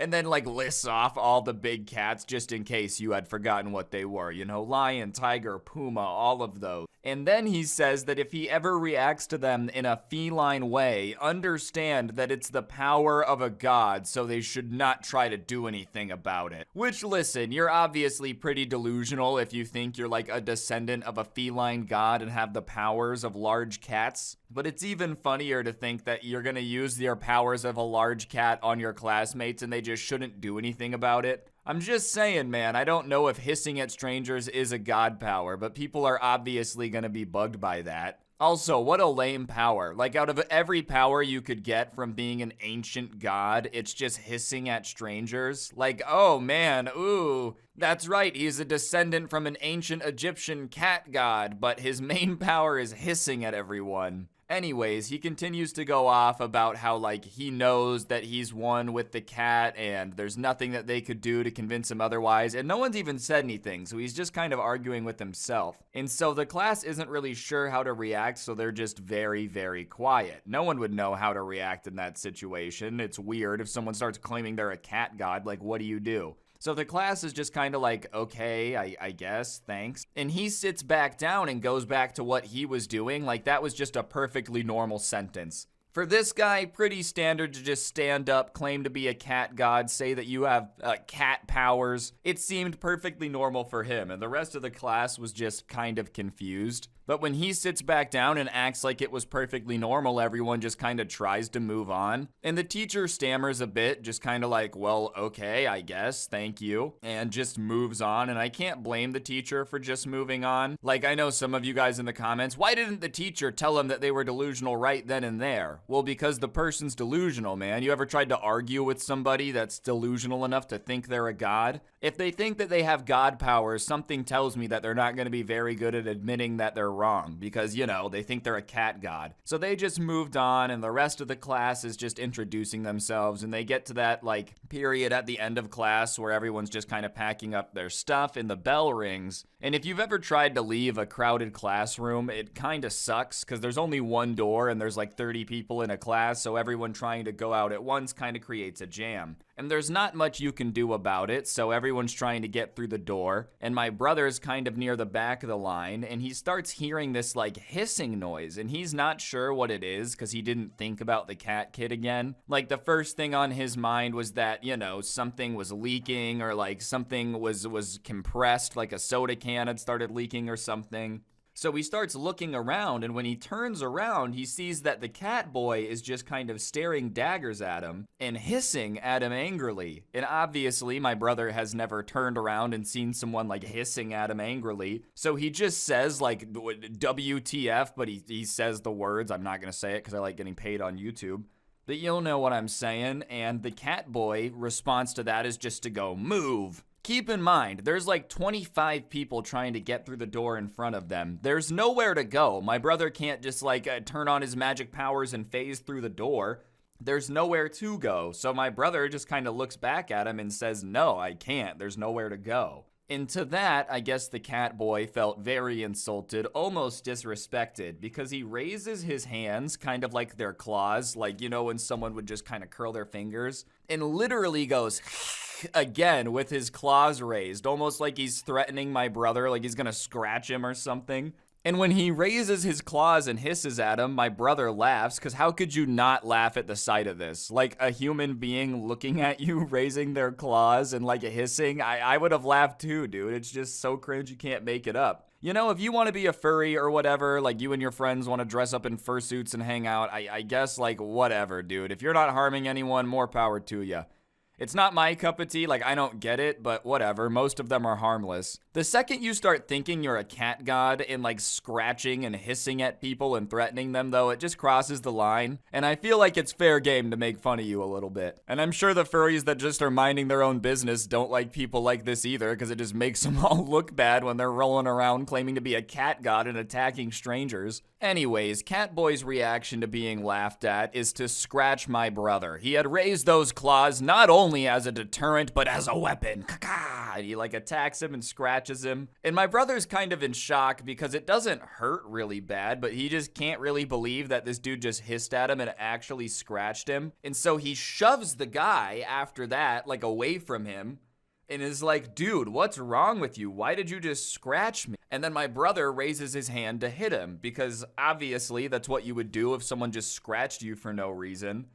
I don't know, maybe some people are like, violence is never the answer. Okay, true. But if someone else has already scratched you, I feel like hitting them back is okay.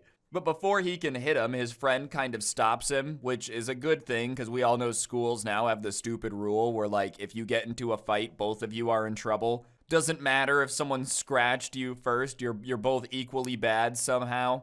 It doesn't make any sense, but whatever. So his friend stops him, but that obviously means that he didn't hit him back. So the teacher saw it, and she comes over and is like, why did you scratch him? Like, why did you do that?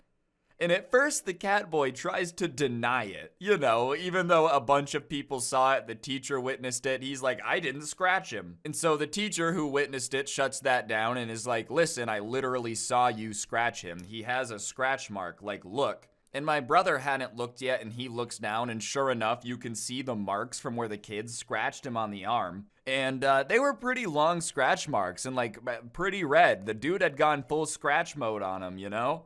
100% of his power was used to try to scratch my brother. Too bad my brother's power level is much stronger than that. Like, he had really tried to really go scratching on him. But even after that, he tries to deny it and said that my brother already had those marks during class. Like, oh yeah, he just already casually had gotten into a fight with a cat person earlier. And the teacher's not buying it because the teacher wasn't born yesterday. So, they're like, that's not true. I don't know if he thought the teacher was on shrooms or something, just hallucinating. And my brother had just clawed himself to set him up. Like, oh, I'm going to frame this kid for being a demon, so I'm going to scratch myself. Anyways, the teacher shuts it down again and says that, like, it doesn't matter what your excuse is, you still can't scratch people. And when he realizes that the teacher isn't gonna buy the idea that, like, he didn't do it, he starts trying to shift blame instead, saying that they have no right to be angry at him for scratching him because it's something that comes with being a half feline, half god, half human combination. It's just the way he acts. Believe it or not, you're not half cat, half god. Like, let's just start there. You're not some ancient Egyptian cat god. That's not reality. But on top of it, if you were some, like, feline demigod, you're so lame that you're just gonna scratch people for no reason in school? Like, I don't know, man. If I had some demigod powers, the last place I would be is school in the first place, but I definitely wouldn't be letting myself get caught up in, like, some petty mortal drama. I'm half god. And that's with, like, working with his delusions. Obviously, you're just not a demigod in the first place. But even if you pretended that he was, like, what? Okay, so you just are scratching people and have cat god powers? But your scratch is so weak, it just leaves a scratch. You have the power of a god, but your scratch didn't, like, instantly burst everyone into flames in the room. Come on, man. And if you were half god, yeah, why are you still in school, dude? Like, do you imagine he went to his parents, listen, mom, I'm half cat god and I should be able to drop out of school. And they were like, no. And so he's just still there. He just has to keep going, doesn't matter. Anyways, the teacher doesn't really care if it's normal for half feline, half god, half human, or half demigod, whatever. Who knows, bro? I just says it doesn't really matter about that. He's still gonna get in trouble. And so now that the demigod has realized he's actually gonna get in trouble, there's no way out of this, he just starts freaking out, which is not very godlike, may I just say. Yelling that, like, he's sorry for scratching my brother, but he doesn't want to get in trouble. And my brother's just kind of like, okay, don't do it again. He doesn't really know what to say in that situation. And when my brother says just don't do it again, he thinks he's out of trouble. But it's not really up to my brother, it's up to the teacher. And the teacher says that he's still gonna be in trouble.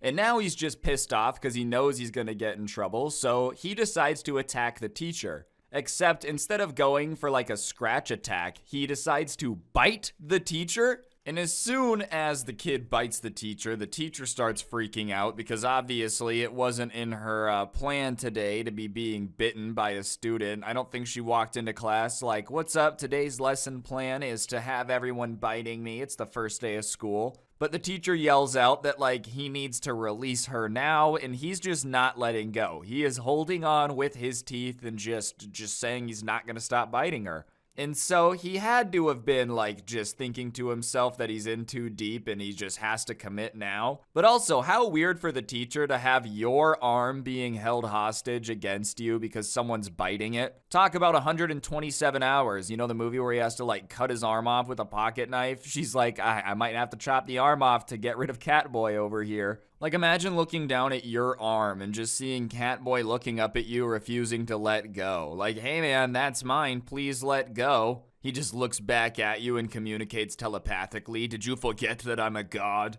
Either way, she grabs her radio thing and calls for help since he's not gonna let go, and he still won't let go. It's like he's super committed to this bite. You know, I guess at that point, you've already bit the teacher, what do you have to lose? You, like, gotta just commit. Like, you're gonna get in trouble either way. Obviously, the real first choice would be not biting anyone. Like, just don't be weird and bite people. But if you've already bit the teacher, you're already screwed. I don't know, I feel like just not biting people is the way to go. As we learned from Nemo, fish are friends, not food. I feel like you could apply that to humans. Humans are friends, not food.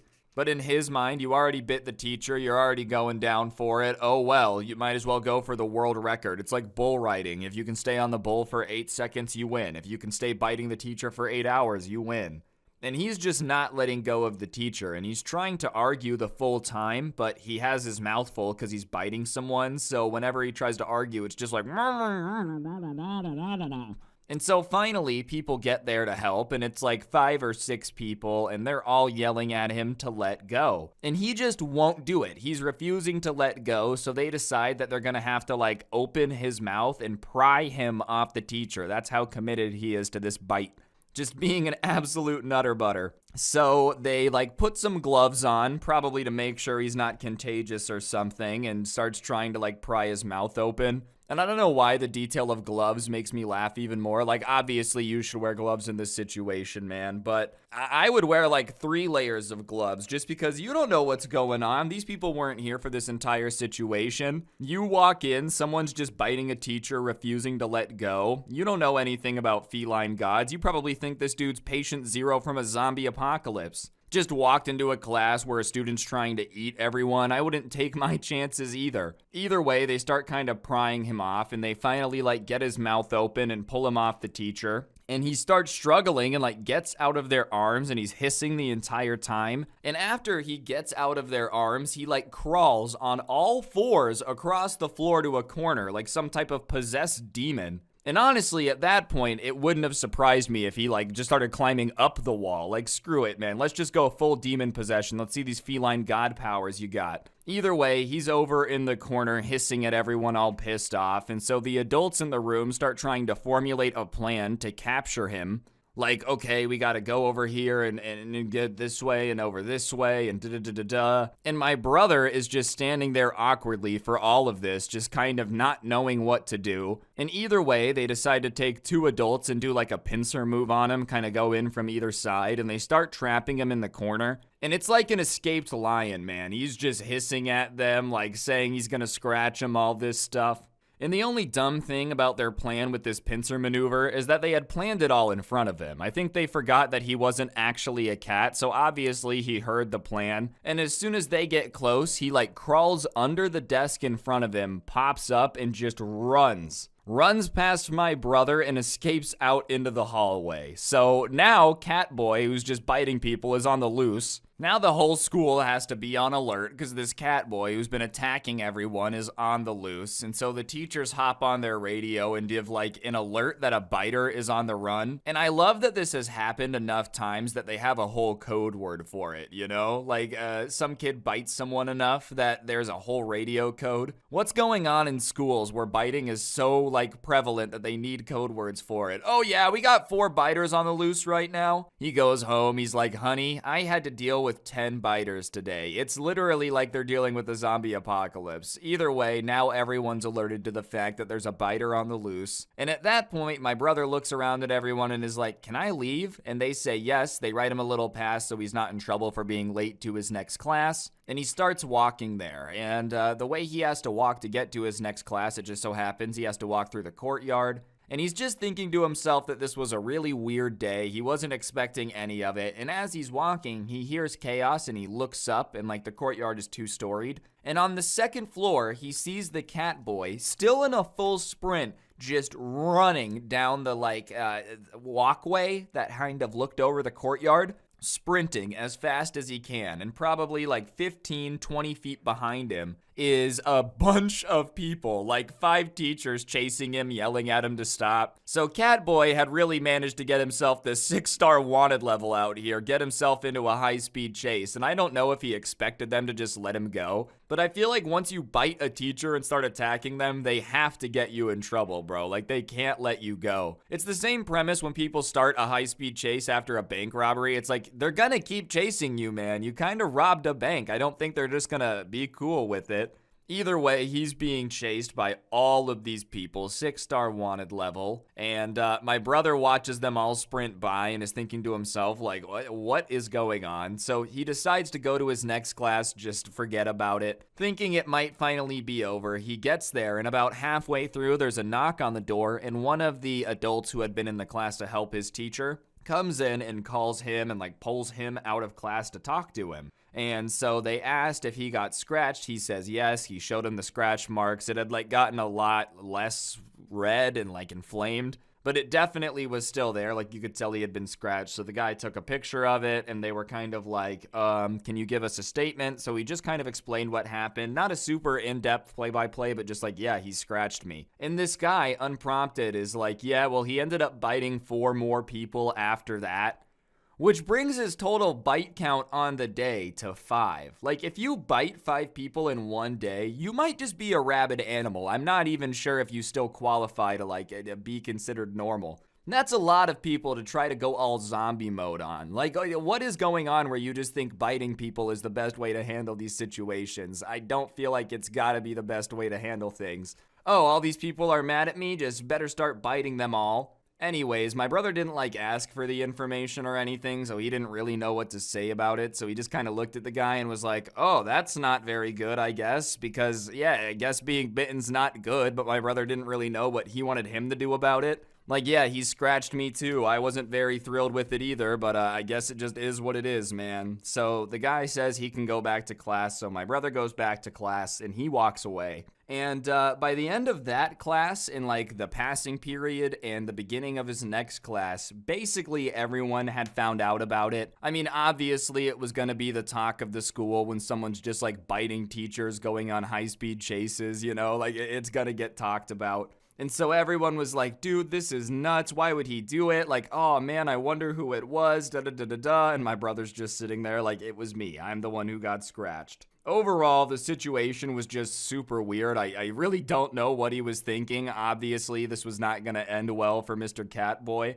Like, oh, I'm just going to attack all these teachers. It'll be fine. No one will be mad. I don't think that's how it went down. In fact, he hasn't been back, so pretty sure he got expelled. I think they have to expel you. Like, if you bite 5 teachers in one day and start scratching people, like, they got to get rid of you. I don't think you can stay in the class at that point. Anyways, as I said, it was weird.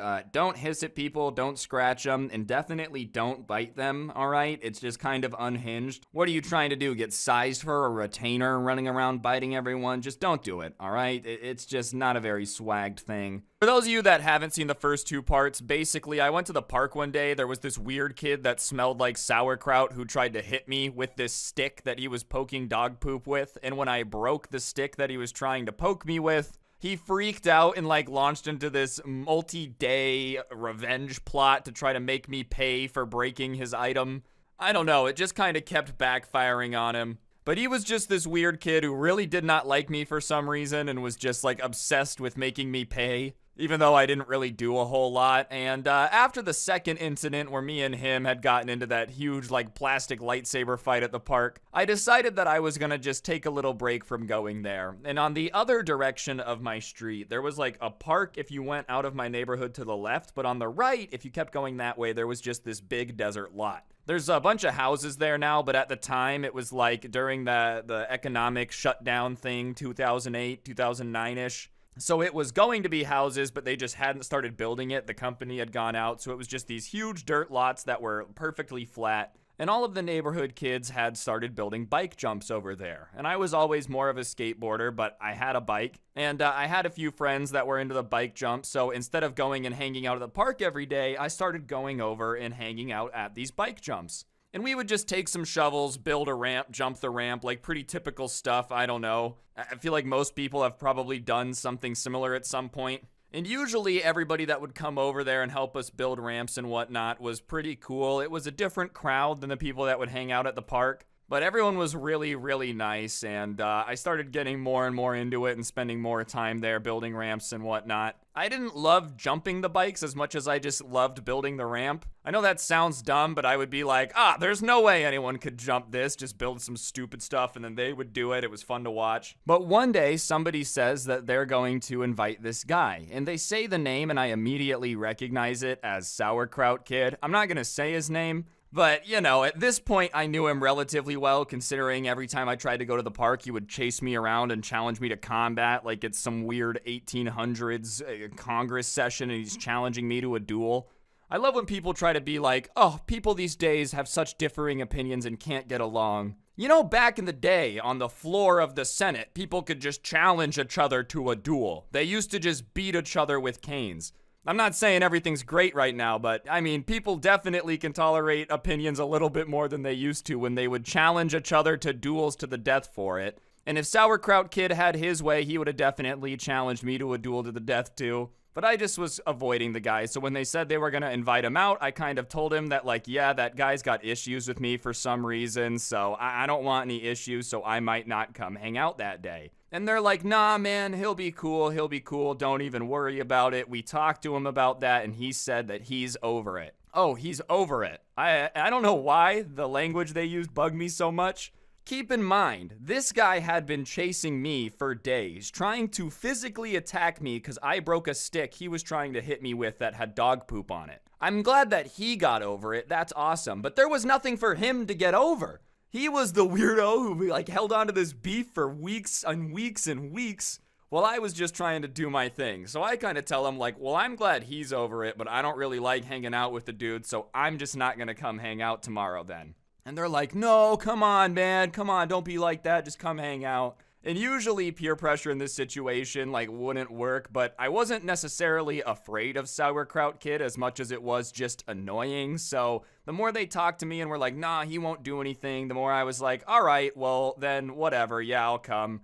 I just, like, won't really have to interact with the guy. It's not like I have to go out of my way to ask him how his day was, help him with his math homework. So the next day comes and I go, and sure enough, Sauerkraut Kid is there, and he still smelled. I don't know if it was something in his body wash or something. The first time I met him and he smelled like sauerkraut, I thought, just a weird day, you know, maybe he just like ate something off for dinner. But that was just truly his stench. I don't know if they went to like some weird store and got kraut body wash. I heard the Germans love sauerkraut deodorant. That's a joke, okay? Either way, he still smelt very sour, but I see him and he looks at me and gives me just this creepy smile. And I don't know if it was like an attempt at a friendly smile or faking a friendly smile, but it just gave me a weird vibe. You know when someone smiles at you, but like their eyes look angry, but they're smiling, so it just kind of looks like someone about to turn to the dark side? That's the look he gives me. And so I just give him a head nod. I don't really smile back.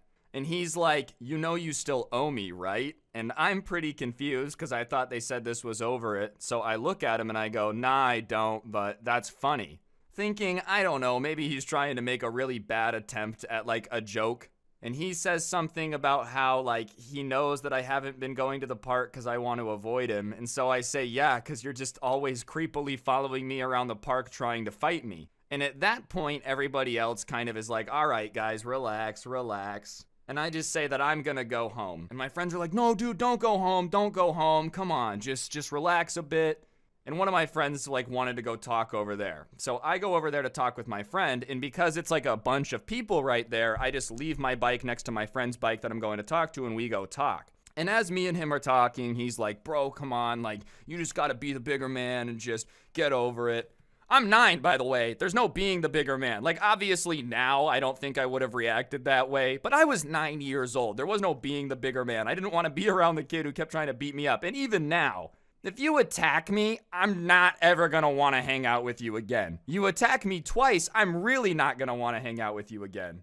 But as we're talking, having this conversation, people start saying, stop, dude, what are you doing? And I turn around, and Sauerkraut Kid, that little turd, man, that evil secret agent sent to ruin my life, is on my bike. Keep in mind, he's a few years older than me, so it's way too small of a bike, and he's just taking off. And so I start being like, bro, you stole my bike, and I run over there, and everybody is like, he just took it, he said he was gonna teach you a lesson, and now I'm pissed. So I start yelling at everybody there, like, you guys said that he wasn't gonna do this, like, this is so stupid, I can't believe you guys would be dumb enough to believe him. I was not a very happy camper because my bike is gone, and I wasn't happy because none of them chased him either. You guys know that you all have bikes, right? What, do you expect me on feet to chase down this dude on the bike? The least you could have done is have followed him. So I start asking everybody like, all right, well, where does he live? Where does he live? And they don't want to tell me. And that's just annoying because like, I'm not asking where he lives to do anything insane. I'm asking where he lives to just get my bike back. I don't care where he lives. Trust me. I'm not like, oh, I want to look it up and see what his zip code is. What school is he zoned for? I don't care. I just want my stuff. And so they start saying no, and I start getting mad at them, and I'm like starting to hurl some insults around. Nothing insane, just some light Xbox trash talk. Like, you guys need to tell me where his house is so I can get my bike back, or I'm gonna take your bike and throw it into traffic. Like, come on, bro. Like, you guys need to tell me where my bike is. So they finally tell me, and I just say, I'm gonna go get my bike. And they're like, you're gonna go alone? Yeah, man, what is he gonna do? Kidnap me? Like, of course I'm gonna go get my bike back. And also, my thought was, Sauerkraut Kid might be a jerk, right? Like, Sauerkraut Kid might be stealing my bike, trying to attack me. Something tells me, though, that Sauerkraut Kid's parents are probably not very well aware that he's playing Grand Theft Auto with bicycles out there. Maybe they are. Maybe this is all like part of their family business. They just steal people's bikes and attack them, and then they sell them. Like, that's the entire gig. But I was going off the assumption that if I went to Sauerkraut Kid's house and I told his mom that my bike was stolen, that I was going to get it back. And they're like, oh, you're so brave to go alone. Like, what if his parents are mad at you? And I just wasn't worried about it. And even if his parents were down with their kids stealing bikes for some reason, what, were they going to be mad at me because their kid stole my bike? Like, if they would have done that, then they're just stupid. I don't even know what I could do in that situation. If someone starts yelling at you because their kid stole something from you, like, that's just clearly a personal problem. There's no amount of arguing with them that you can fix. But whatever, I go to his house, and as I turn the street, it's like a cul-de-sac, and his house was at the end of the cul-de-sac. So as soon as I turn the corner, I can see into the garage, and I see Sauerkraut Kid in my bike, and he sees me, and he runs over and closes the garage door. Believe it or not, that didn't make me turn around, give up my bike, and say, well, guess it's his now. He closed the door. That's the rules. If someone steals something and then closes the door when you're trying to get it back, it's no longer yours. So I know he's home. I know my bike's in the garage. So I do the only logical thing. I walk up to the front door and I just knock on it. And I hear Sauerkraut Kid on the other side telling, like, whatever parent is home not to answer the door and, like, don't answer it. It's probably just someone trying to sell some stuff. And obviously, the adult that was home was a little bit suspect of that, because how often is your, like, a 13-year-old son telling you that, oh, it's probably those dang window repairman again? They got a weird vibe. It's not like they ever pay attention to what was at the door. At least I didn't. Like, I don't know. I just didn't even go look through the peephole when the doorbell rang because I wasn't answering the door. I was a kid. So the door opens, and it's like this sweet-looking old lady there. And I say, hi, excuse me. I think that your grandson might have taken my bike. And she looks at me, and she looks back, and I see Sauerkraut Kid, and she says, my grandson took your bike? And I give him a chance. I say, yeah, I think it might have been an accident because our bikes look kind of similar, but he might have taken mine. And my thought with that is, bro, I'm talking to your grandma. I will tell her that you stole my bike, but if you just want to give it back and avoid all of this, it was an accident. I didn't want to get the dude in trouble. I wanted my bike back. And I know a lot of you would be like, well, he stole your bike. You should have gotten him a bunch of trouble. It's not like I never planned on getting him back for stealing my bike. I just knew I would have better odds of getting him back if he wasn't grounded forever. So whatever, I give him the chance to get out of trouble, and he doesn't take it. He says, I don't have his bike. I don't know what he's talking about. He's crazy. And I think the grandma could probably just see in my eyes and hear in my voice that I just, like, wasn't really making this up. I don't know how she knew I was telling the truth. Maybe it was because she knew her grandson was known for stealing bikes or something. But she says, okay, well, I'll meet you in the garage. So I say, okay, and I go over to the garage. The garage door starts opening, and I see Sauerkraut Kid trying to, like, block his grandma from coming out the garage door into the garage. Literally standing there, arms out, being like, don't go out there, don't go out there. And now she's even more curious. If you want to know how to make sure your parents investigate whatever is going on, I feel like a surefire way is to let them get a little curious and then beg them not to go look. The grandma's already curious about my bike, bro. At this point, you standing there and just being like, don't go, don't go. That would make me a lot more curious. Maybe other people's grandparents are different, but if I did that on my Oma back in the day, oh, you don't need to look into that. That would have been the first thing she did. So she comes out to the garage, she sees me standing there, and she goes, well, which bike is yours? And I walk over to it, and it's a very small bike. I've had the bike since I was probably like 6. I was 9 now. I actually did end up getting a new bike, like for my next birthday that was a little bit bigger, but it was a tiny bike. Very clearly not the size of her grandson's bike or what it should be. I don't know what size bike he has. I wasn't out there with like a tape measure. Wow, those are some nice 26-inch wheels you got there, pal. I was just trying to get my bike. So I think she could tell it was mine, and I say, yep, that's my bike. And she looks at her grandson and says, well, is it his bike? And now he wants to take the chance to, oh, it must have been an accident. So he says, oh, I must have just accidentally taken it.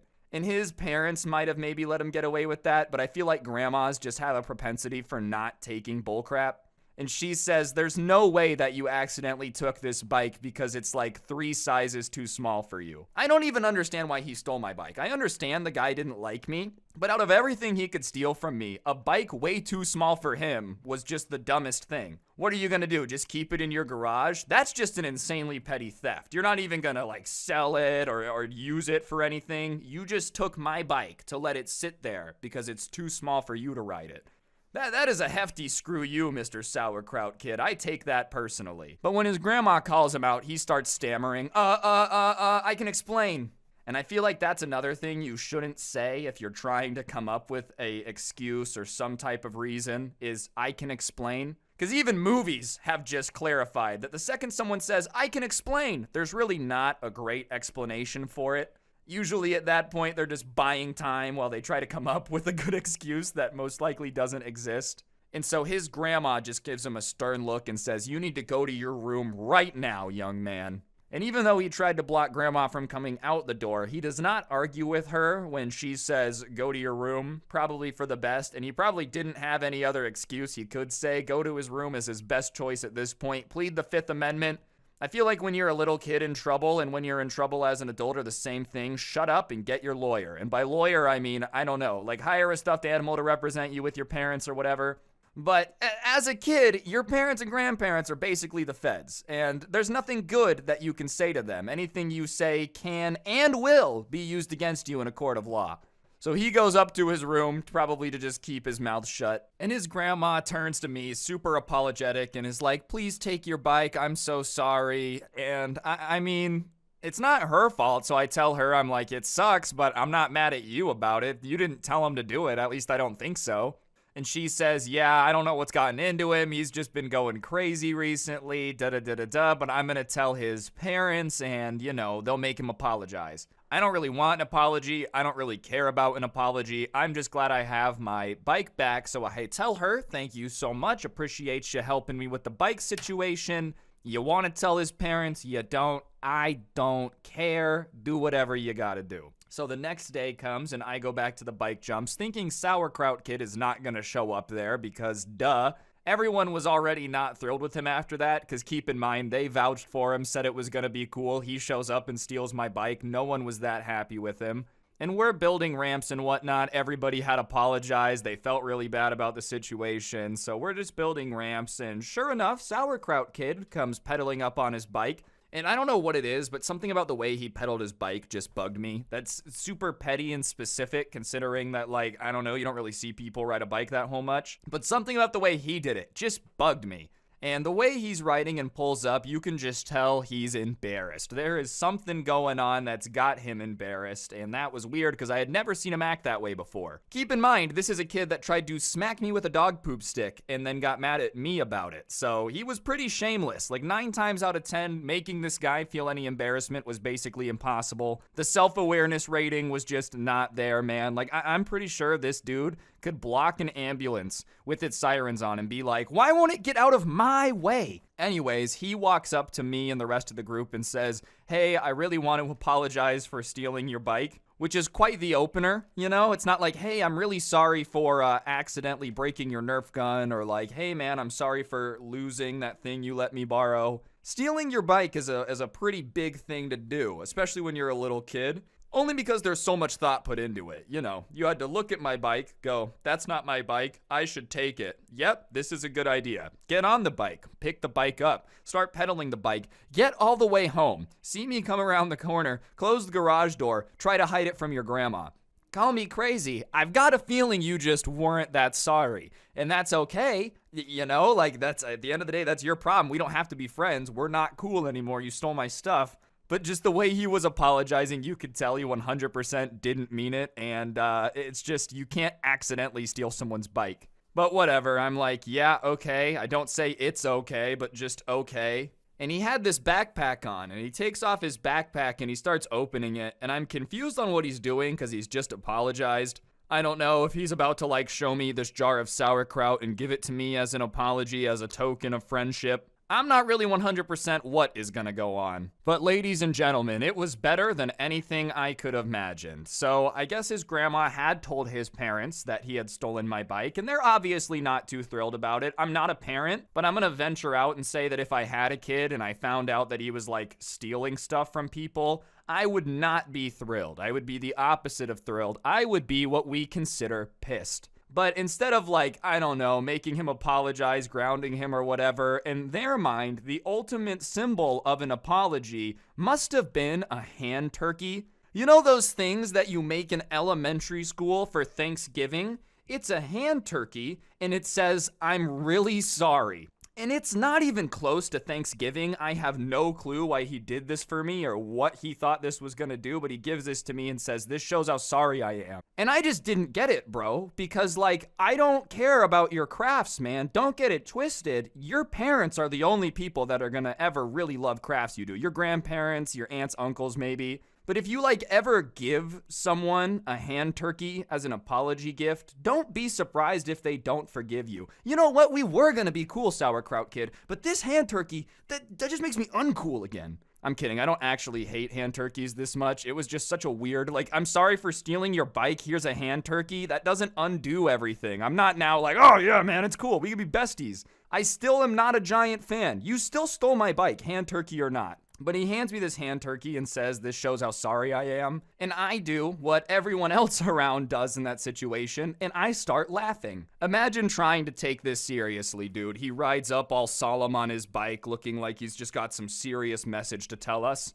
Says he's sorry, pulls out his backpack and gives you a hand turkey that says sorry. Would you laugh? Probably. So we all start laughing, as anyone would. And he does not like that. And he starts being like, you know, I made that hand turkey as a symbol of my apology, but if you're gonna make fun of it, then I take it back. And I say, okay, that's fine. And I rip the hand turkey. Hey, you wanted it back? You take back your apology? Cool, bro. I don't want this thing anyways. Did you expect me to go home and put it on my fridge? Like, I don't know what you wanted me to do with it. But I rip his hand turkey and he's like, I spent so much time on that. I don't care how much time you spent on the hand turkey, bro.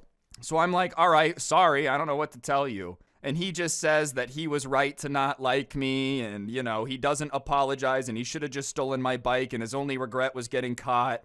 And everybody at that point is like, dude, you suck, just go. So he gets on his bike and goes home, but I don't think that went the way he expected it to. I think his parents kind of did him dirty with that one, I'm not gonna lie. Oh no, just go give him a hand turkey, you stole their bike. They'll totally love it and understand. They kind of set him up for failure on that one, but that's why he still didn't like me. I mean, he stole my bike, obviously, but after that, he even didn't like me more because I ripped his hand turkey. And like I said, I've got a few more experiences with this kid that I will tell the story of if this video gets 7,500 likes and 2,000 comments, so be sure to do that. But this, who cares, right? But this guy started trying to like overwhelmingly push it on everybody, saying that everyone should be a furry. And one weird thing he was very adamant about was that every single classroom should have a litter box because, no, I'm not making this up, he did not like going to the bathroom because apparently it was something with like being a furry or whatever.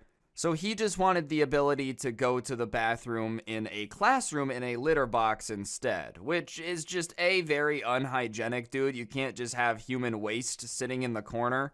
And on top of that, how would that work in a classroom? How would anyone focus? That's what I was going for there.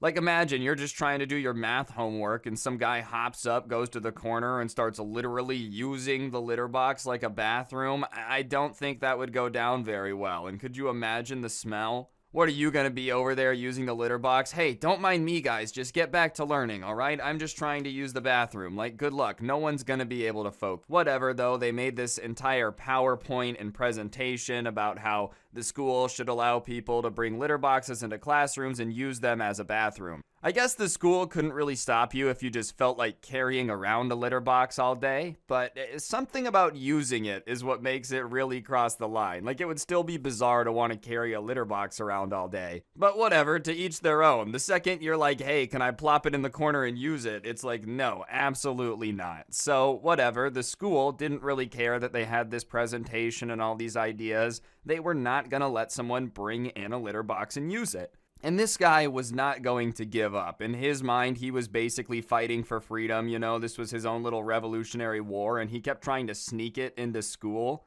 And there's no way to stealthily, like, have a litter box. I don't even have a cat. I don't really even know what a litter box looks like. Oh my gosh, I'm having trouble speaking. Looks like, goodness gracious.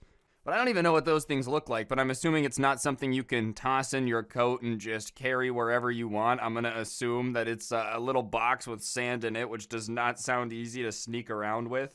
And obviously, every time he would try to, like, get one over on everybody and secretly have his litter box, the teachers would realize pretty quickly and be like, dude, you can't have the litter box here. Stop it. And he had done it so many times that this one teacher had no patience left at this point, and it was like a Friday, so he sees the litter box and he's just not in the mood. And so he looks at the guy and says, how many times do we have to have this discussion? You can't have that litter box in here. You have to take it out of the classroom. And I'm not saying that that was the nicest way to go about it, but you gotta keep in mind, he's been trying to tell this kid not to poop in the corner in the sandbox for like the entire year so far, and every day he's still, for some reason, trying to bring in this litter box and go in the corner. You'd probably be annoyed too.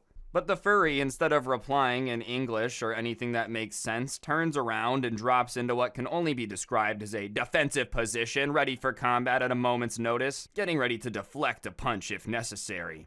It was just so funny the way they like dropped into the stance, almost like a big jungle cat about to be on the pounce. Pounce even a word? Pounce? I don't even know, bro. English is not working with me today for some reason. Press the like button if you're enjoying my struggle. Either way, he decides to insult the teacher and says, just let me put my bathroom in here, you stupid old man loser, which has to be the weakest insult of all time. Like, if you're gonna come and bring the heat and start flaming people, then you better come with some solid insults. Stupid old man loser is not what I would call a very good insult, you know. It's something that might have been hip and cool in the 1950s, but we're a little past that now. And so the lame insult doesn't do much to the teacher. It doesn't make him be like, oh, you're right, go poop in the corner. No, his class is not a bathroom. That's literally what he says to the guy. And the furry's response is to be like, well, it should be because this class is so crappy. You suck as a teacher. Which is almost so funny at attempting to be insulting that you can't even get mad. Like, yeah, of course, he's attempting to call this guy a horrible teacher, but imagine someone saying they should be allowed to poop in the corner because your class is so crappy, bro. Like, how do you take this seriously? So the teacher, of course, laughs, because how could you not at that situation? But that just makes him angrier, and he's like, stop laughing at me. And in order to get people to stop laughing at him, in his mind goes, oh, this'll really get him intimidated, and starts just growling at them. And that, of course, makes the teacher and now the other students laugh even harder, because imagine someone holding a litter box that they're asking to use, being like, stay away from me, and like showing their teeth like they're gonna bite you, like some type of angry rabid squirrel. But they keep yelling that, like, it's not funny, this is why you have an ugly wife. I'm not really sure how those are connected, but the teacher kind of stops laughing at that and says, all right, that's too far. There's no reason to talk about my wife like that. Which, if you're a teacher, is probably the worst approach. If for some reason there's some teachers watching this, you never tell the students that are trying to roast you that they struck a nerve, like, hey man, don't talk about that. That hurt my feelings. They're already flaming you. You really think they're gonna draw the line and be like, you're right, you said that might upset you, so I will not cross that line.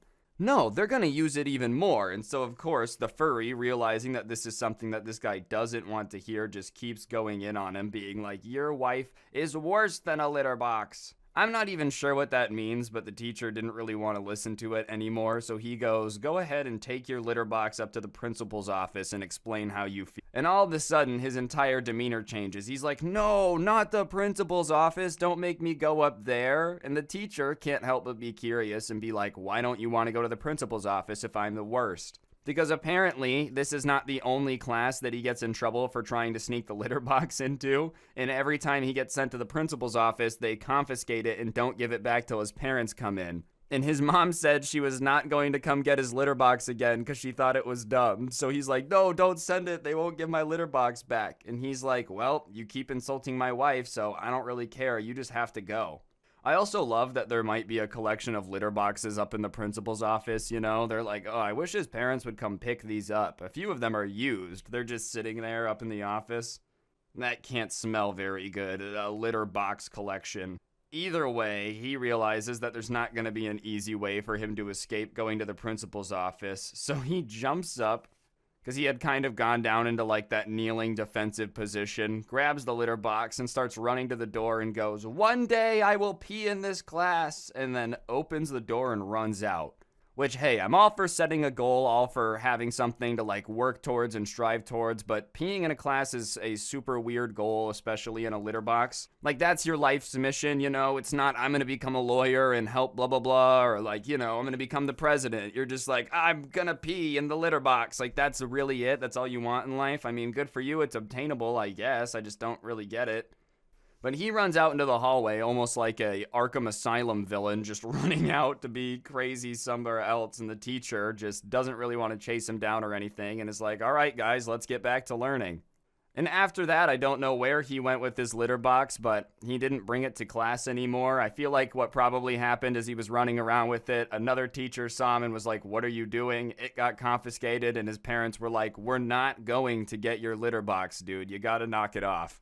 But I don't know, I just thought that was funny. I don't know if this is like common these days, but are people really asking to put in litter boxes places so they can use the bathroom? That's kind of crazy, bro. I don't want to watch someone poop. Can we just be in agreement on that?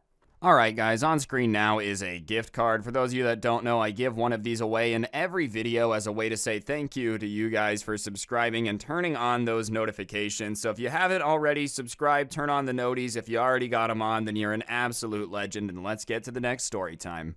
Alright, so this story time was sent in to me by a guy named Sam, and Sam worked at a burrito place. You might have heard of it. It's like one of the burrito places, Chipotle, and instead of hating it, he says it really wasn't that bad. Most of the time went by pretty quickly. Most of the customers were pretty chill.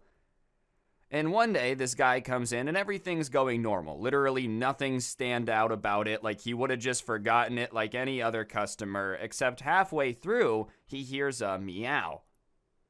And because he works in like a food place, he's not used to hearing animal noises, so he looks up and kind of starts scanning around to be like, huh, where did that come from? That was kind of weird, and it was a very realistic meow. Like, he genuinely thought it was a cat, and he has some at home, so it's not like he doesn't know what it sounds like.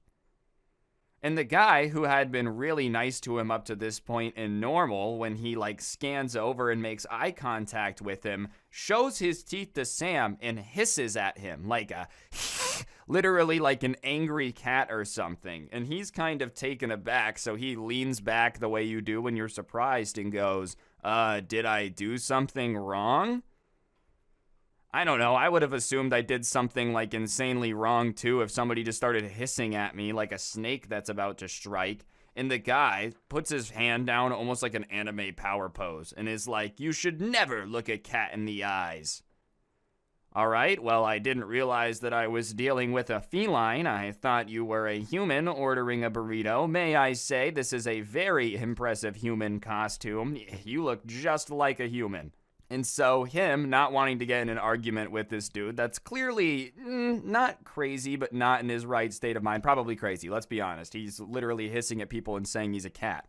He tries to just move on and like push the conversation back to what's important, which is the food in front of him, and says, do you want queso? Just really trying to get back to it. Not gonna apologize because it was accidental eye contact. He didn't think the guy was a cat. But the furry just does not want to drop it. He is bent on still talking about what just happens, and Sam wants nothing more than to just finish this order and go their separate ways. Like, he does not want to be dealing with this any longer than he absolutely has to. But the furry just starts asking him, how dare you look me in the eyes? Why would you do that? Like, what is wrong with you? Why? Why would you do that? And he's just not responding, but he keeps asking. And so finally, Sam stops making his food, looks up at him, and says, can I please just make you your burrito? Like, literally says that, which is probably not what they're trained to do in these situations, but the guy is just going off about something he doesn't understand. He didn't mean to be rude. Just let him make you this burrito, and you guys can go your separate ways, and everybody wins. Like, he's trying to stay silent and avoid these questions for a reason. He does not want to answer them, so just let me make the food. But the furry is not okay with that and goes, no, and hisses again. And so Sam, not knowing what to do, but tired of being hissed at and threatened, just turns around and walks away. Him and his manager were like pretty cool, so he knew he wasn't going to get in a ton of trouble, especially if he explained it. But as he's halfway to the back door, he feels something kind of slap into his back, like this wet, hot, just disgusting thing, and it kind of smelled like the dude's breath. Like the furry guy's breath was not very good, but whatever. He feels something smack into his back, and he turns around and he sees like the half-finished burrito, and he feels, you know, like burrito residue, like the juices and whatnot on his back. And he realizes that Mr. Furry Guy had reached over the counter because he was pissed off that Sam was walking away and thrown the burrito at him to really teach him a lesson. Yeah, because that's for sure going to make him respect not looking you in the eyes, throwing a burrito at him. If anything, I feel like I would go out of my way to look you in the eyes after you throw a burrito at me just if I knew it would bug you. So whatever, he really can't believe that the guy had thrown his burrito at him, so he looks at him and says, dude, what is wrong with you? And him, thinking he's about to get in trouble, starts to run to the door like he just committed armed robbery or something.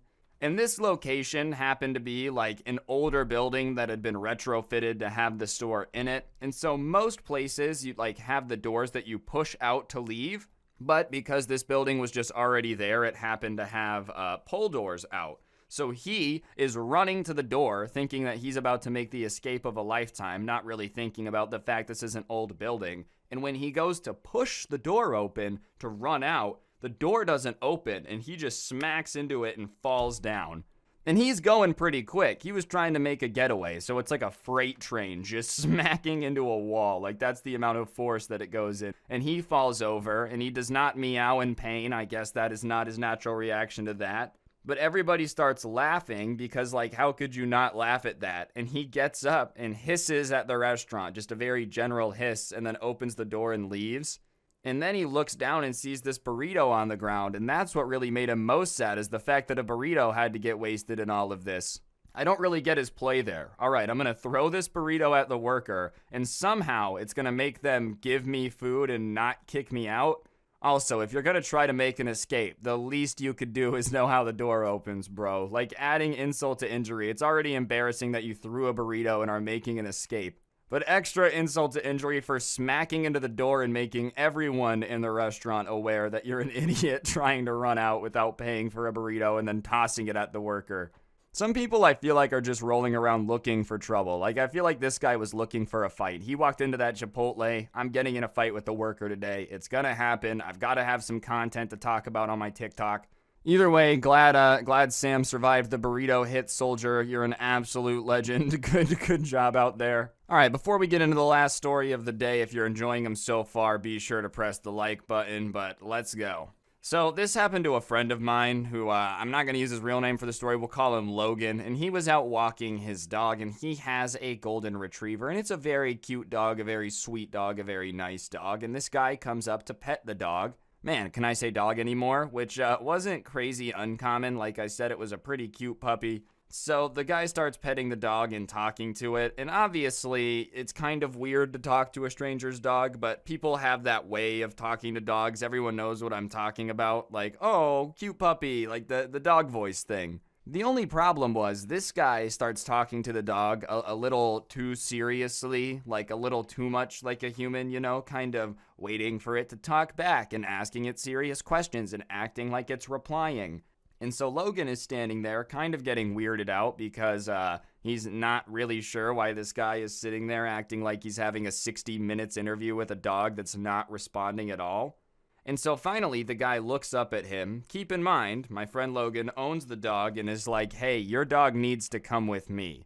And my friend laughs, thinking he's joking, but then he realizes that this guy's not laughing. He's being serious, and he's like, yeah, I'm not going to give you my dog. And the guy starts arguing with him, saying that they were just talking, and what they were talking about was that this dog's just really not happy with him as an owner, and it wants to come with him, so they can just make this easy and give him the dog now, and there won't be any problems. And my friend is like, yeah, well, that's not gonna happen. And he keeps walking away, but he keeps looking over his shoulder, and the guy's like following him.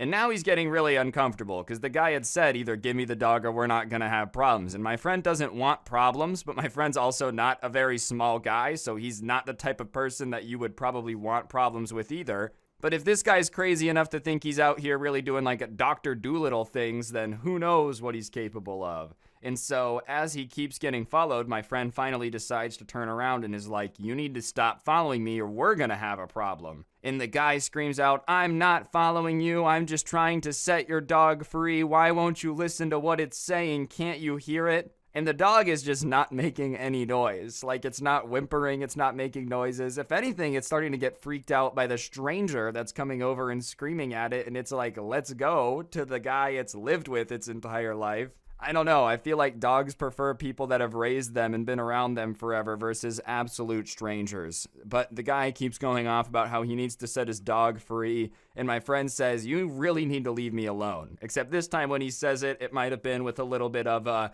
you need to leave me alone, otherwise I'm gonna make you leave me alone type of vibe to it. And so this crazy guy who's been talking to the dog realizes that my friend's not messing around, and if he wants to keep all his teeth, he should probably move on. So he says, fine, I'm gonna move on, but I just want you to know that I'm not happy about it, which, believe it or not, my friend didn't care about. He doesn't owe it to this stranger to make him happy with every decision. I'm not happy with your choices. Well, they're not your choices, so I can sleep pretty fine at night knowing that, I have nothing to do with that. Plus, what do you expect him to do? Oh, goodness gracious, you're not happy with me? Here, take my dog. But the guy walked away, and after that, my friend just didn't really feel like staying there. He felt pretty sketched out. So he took his dog, went back to the car, and they got out of there. And so he started looking up that park, and a bunch of other people had apparently had a run-in with a guy who claimed to be able to talk to their dog and said that he needed to take it home. So whatever. Apparently somewhere out there is just some dog psychic trying to convince people to hand over their pet for some reason.